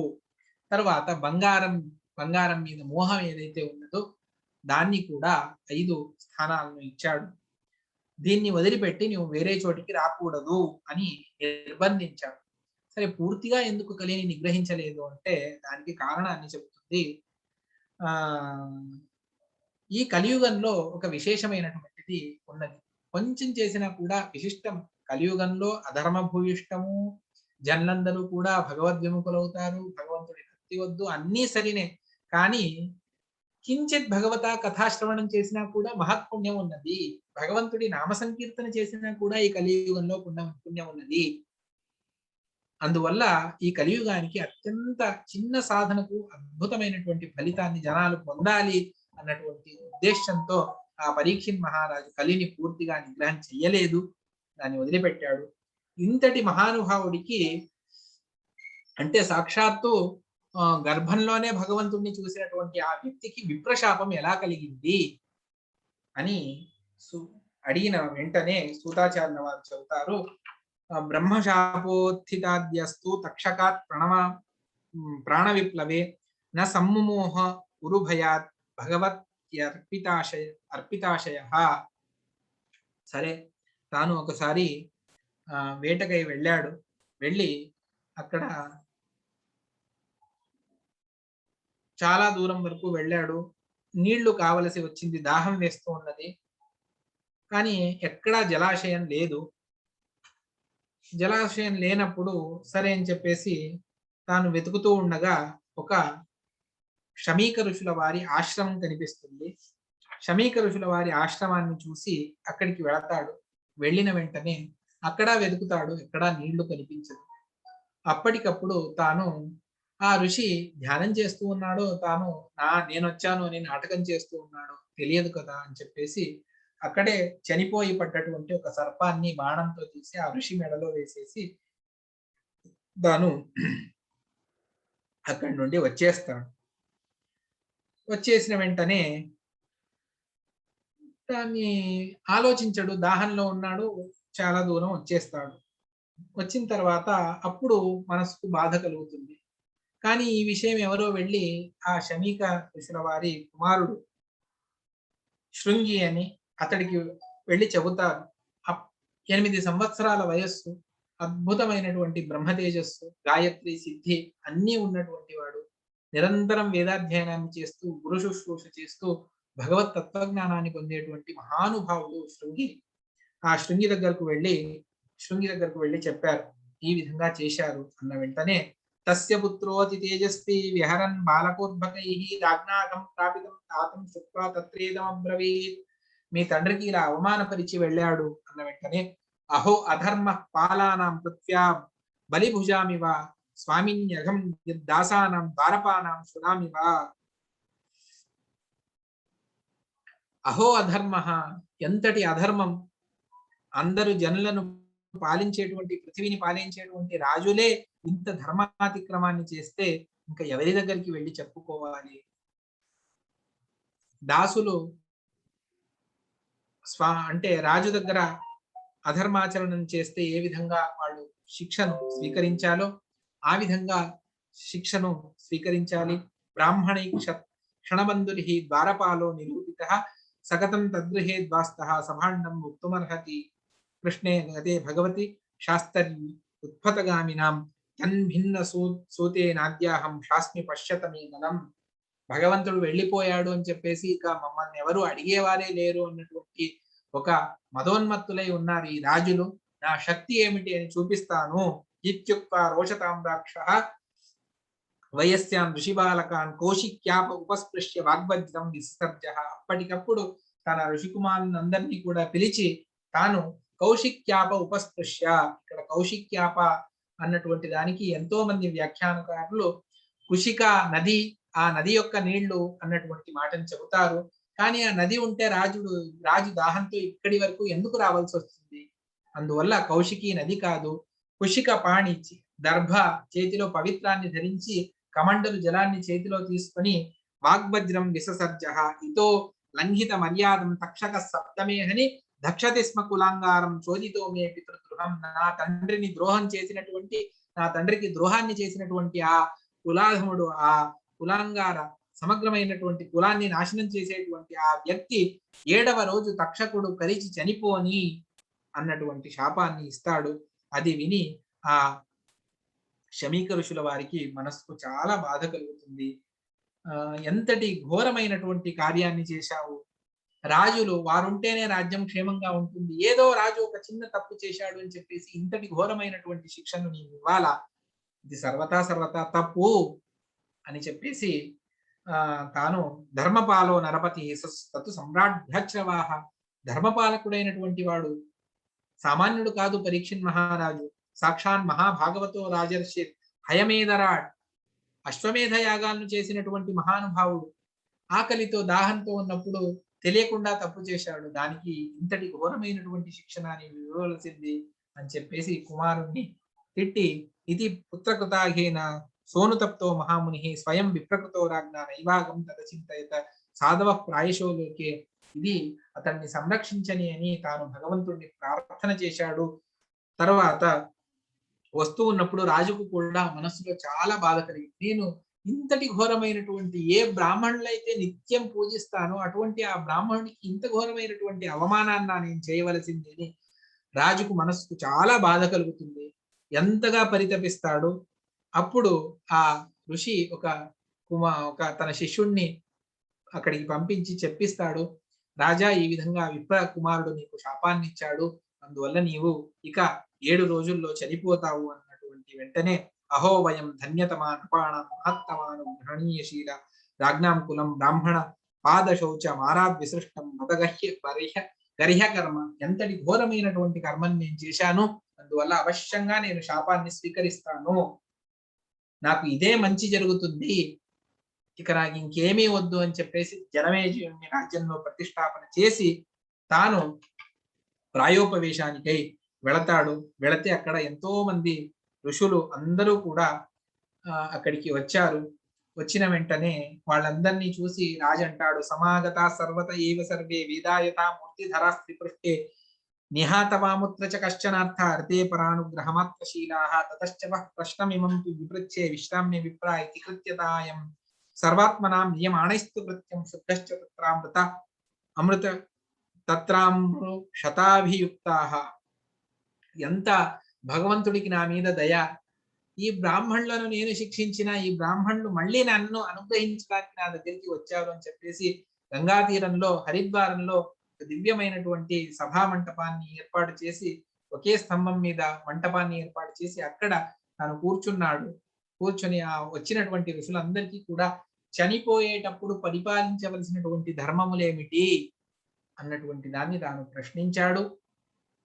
ఆ సమయంలో తత్రాభవద్ భగవాన్ వ్యాసపుత్రో యదృచ్ఛయాగామట మానోనపేక్ష అలక్ష్యలింగో నిజలాభతుష్టో వృతశ్చ వాలైరవధూత వేష. అప్పుడు అక్కడ సాక్షాత్ వ్యాస పుత్రులైనటువంటి శుకాచార్యుల వారు వస్తూ ఉన్నారు. ఎవరో తెలియదు, పిచ్చివాడిలాగా ఉన్నారు. పిల్లలందరూ ఆ గ్రామ చుట్టుముట్టు ఉన్న పల్లెల్లో ఉన్నటువంటి పురాల్లో ఉన్నటువంటి పిల్లలందరూ వెంబడి పడ్డారు. వస్త్రమే లేదు, దిగ్వస్త్ర వాళ్ళు. ఆ విధంగా వస్తూ ఉన్నప్పుడు తంద్యష్టవర్షం 16 సంవత్సరాలు సుకుమార పాద కరో బాహ్వ సకపోల గాత్రం, చూడ్డానికి పరమ రమణీయంగా ఉన్నారు. అద్భుతమైనటువంటి సౌందర్యం, అదంతా కూడా తపస్సుతో వచ్చినటువంటిది, కేవలం శారీరకమైనటువంటిది కాదు. నిజగూఢ జత్రం, అద్భుతమైనటువంటి వారి రూపాన్ని స్త్రీణాం మనోజ్ఞం రుచిరస్మితేన, ఎటువంటి స్త్రీ కూడా ఆ రూపాన్ని చూసి మోహాన్ని పొందుతుంది. అంతటి దివ్యమైనటువంటి రూపం. సవిష్ణురాతో అతిథ ఆగతాయే తస్మై సపర్యాం శిరసా జహార తతో నివృత్త హ్యౌదా శ్రియోర్భక మహాసనే సోప వివేశ పూజిత. వచ్చినటువంటి ఆ మహానుభావులకు విష్ణురాత పరీక్షిన్ మహారాజు వారిని తీసుకొచ్చి అద్భుతమైనటువంటి ఆసనంలో కూర్చోబెట్టినప్పుడు జనులకు అప్పుడు అర్థమైంది ఆ పిల్లలకందరికీ వీళ్ళెవరో మహానుభావులు, రాజే పెంచుకు వచ్చి దివ్యమైనటువంటి ఆసనంలో కూర్చోబెడుతున్నాడు అని. అక్కడ తాను చేయవలసినటువంటి అంతా కూడా చేసి వారికి యథాయోగ్య సత్కారాలన్నింటినీ కూడా చేసి అర్ఘ్యపాద్యాలను సమర్పణ చేసి అహో అద్య వయం బ్రహ్మన్ సత్సేవ్యా క్షత్రవందవాః కృపయా అతిథి రూపేణ భవద్భిస్తీర్థకాకృతాః. మీ వంటి మహానుభావులు మా దగ్గరకు వచ్చి మమ్మల్ని పవిత్రుల్ని చేశారు. ఇంతకంటే నాకు ఇంకేం కావాలి చెప్పండి. అవశ్యంగా నాకు మరణం రాని, కానీ మీ సన్నిధానంలో రాని. మీ వంటి భాగవతోత్తములు మీరు మమ్మల్ని అనుగ్రహించండి అని చెప్పేసి ప్రార్థన చేస్తూ చివరిగా అడుగుతూ ఉన్నాడు. నూనం భగవతో బ్రహ్మన్ గృహేషు గృహమేదినాం నలక్షతే హ్యవస్థానం అపి గోదోహనం క్వచిత్ యత్శ్రోతవ్యం అథోజప్యం యత్కర్తవ్యం నృభిస్తదా స్మర్తవ్యం భజనీయం వా బ్రూహి యత్వా విపర్యయం. నేను అడుగుతూ ఉన్నాను, దేన్ని వినమంటారు, దేన్ని జపించాలి, దేన్ని ఈ మరణ సమయంలో నేను చెయ్యాలి, ఎవరిని స్మరించుకోవాలి, ఎవరిని ఆరాధన చేయాలి, దాని గురించి నాకు చెప్పండి అని ప్రార్థన చేశాడు స్వయం పరీక్షిన్ మహారాజు శుకాచార్యుల వారికి. సూత ఉవాచ ఏవం ఆభాషిత పృష్టః సరాజ్ఞా శక్నయా గిరా ప్రత్యభాషత ధర్మజ్ఞో భగవాన్ బాదరాయణి. ఈ విధంగా చెప్పిన వెంటనే అవశ్యంగా దాని గురించి చెబుతాను అని చెప్పేసి అది ద్వితీయ స్కంద ప్రారంభంలో వస్తుంది. దాన్ని రేపటి రోజున మీరందరూ కూడా తెలుసుకోండి. ఇది శ్రీమద్ భాగవతే ప్రథమ స్కందే వింశోధ్యాయ. తత్వాలను ఎక్కువగా చెబుతూ వెళితే కథ ముందుకు సాగదు, కథనే చెప్పుకుంటూ వెళితే తత్వం బోధపడదు. రెండింటిని సమ్మిళితం చేసే చెప్పాలి. అందువల్ల ప్రారంభంలో కొన్ని తత్వాలను చెప్పి తర్వాత కథనంతా కూడా మీరు వినే ఉంటారు కాబట్టి దాన్ని కాస్త సంక్షేపంగానే చెప్పాను. అయినా కూడా 2 గంటల సమయం సరిపోలేదు. ఎక్కడ ఆగకుండా చెప్పినా కూడా 2 గంటల సమయం సరిపోదు. ఇది నా తప్పు కాదు, భాగవతమే అలా ఉన్నది. నేను అగ్నుణ్ణే, మహానుభావులు చెప్పినా కూడా భాగవతం అయిపోదు. అది ఆ భాగవతం యొక్క మహాత్మ్యం.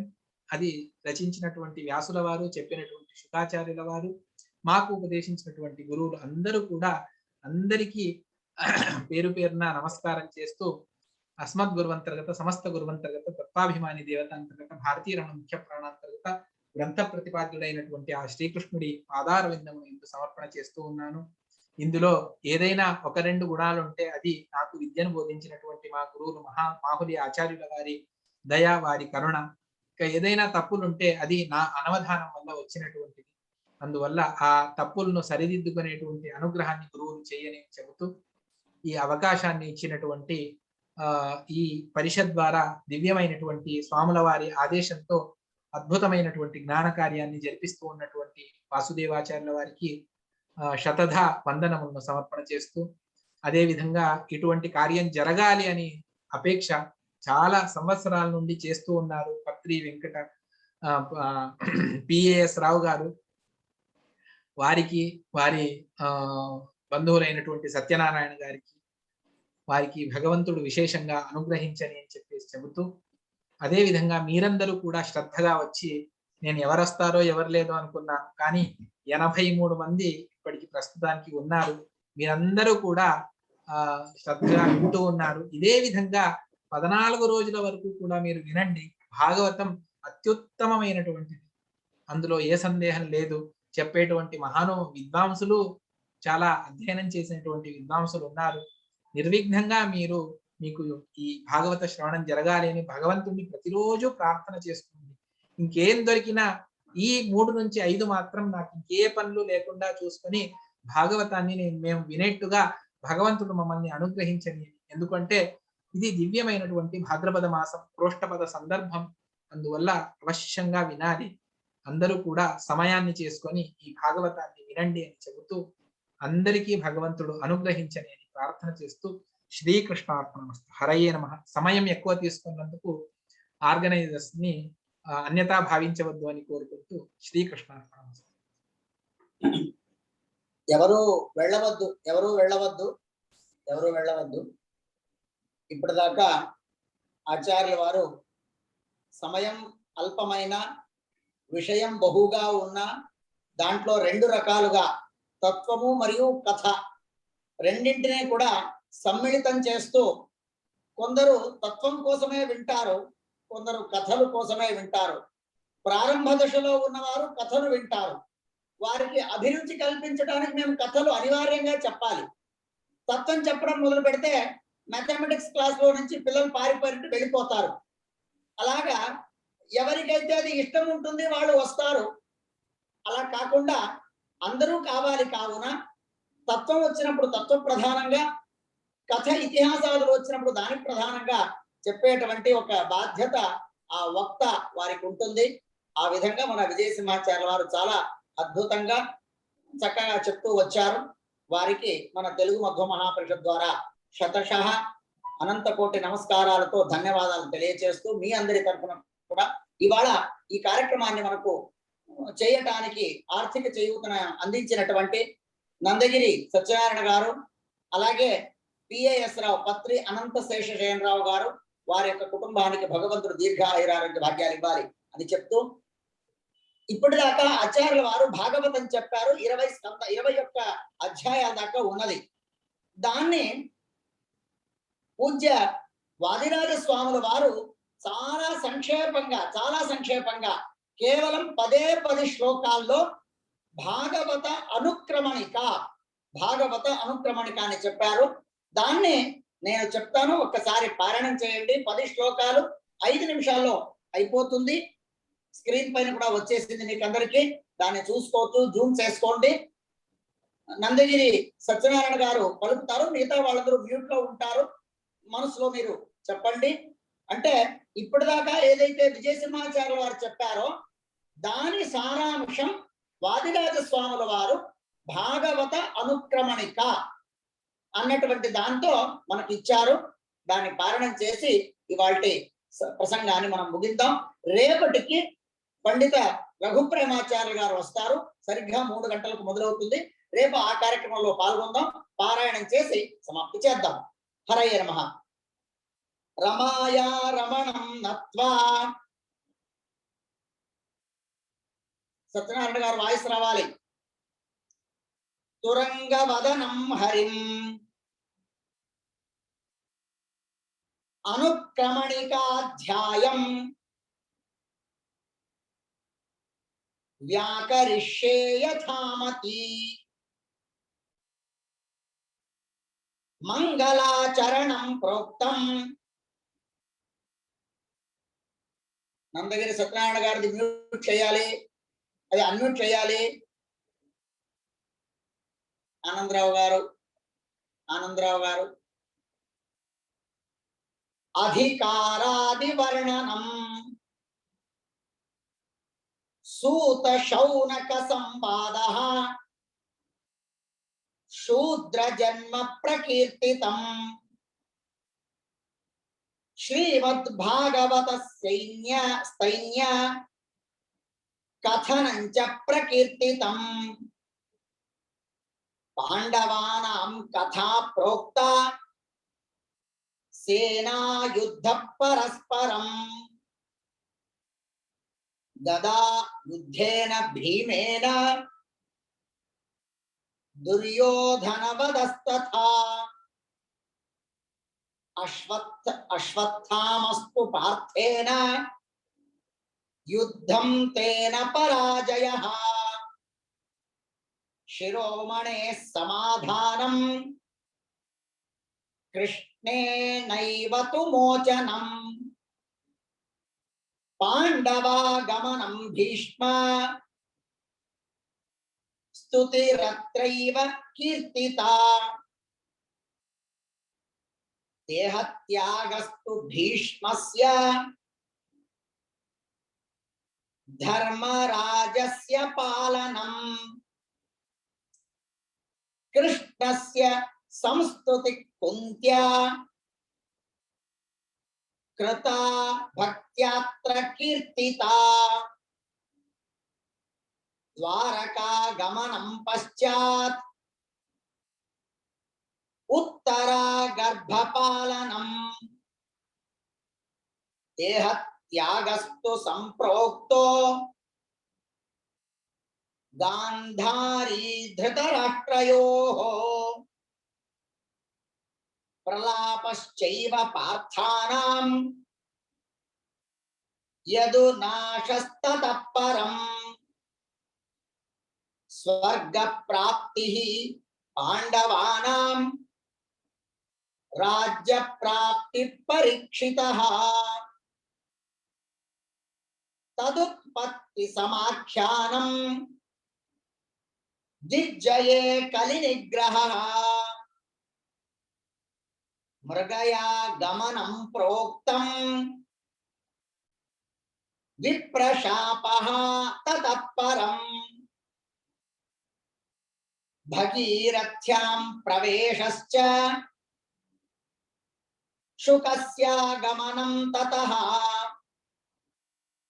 विंशतिस्तत्र अध्यायाः आद्ये स्कंदे प्रकीर्तिता। हरये नमः। श्री कृष्णार्पणमस्तु। कायेन वाचा मनसेन्द्रियैर्वा बुद्ध्यात्मना वा स्वां करोमि यत् सकलं परस्मै नारायणायेति समर्पयामि। नाहं कर्ता हरिकर्ता तत्पूजा कर्म चाखिलं तथापि भक्तता पूजा तत्प्रसादेन नान्यथा तद्भक्ति तत्फलं मुख्यं तत्प्रसादात् पुनः पुनः कर्मन्यासाहारावेण विष्णोस्तुतिकरः सदा। ఇందిరారమణ గోవింద. రేపటికి మరల 3 గంటలకు కలుసుకుందాం. హరయ్య నమః. నమస్కారం. విజయ సమా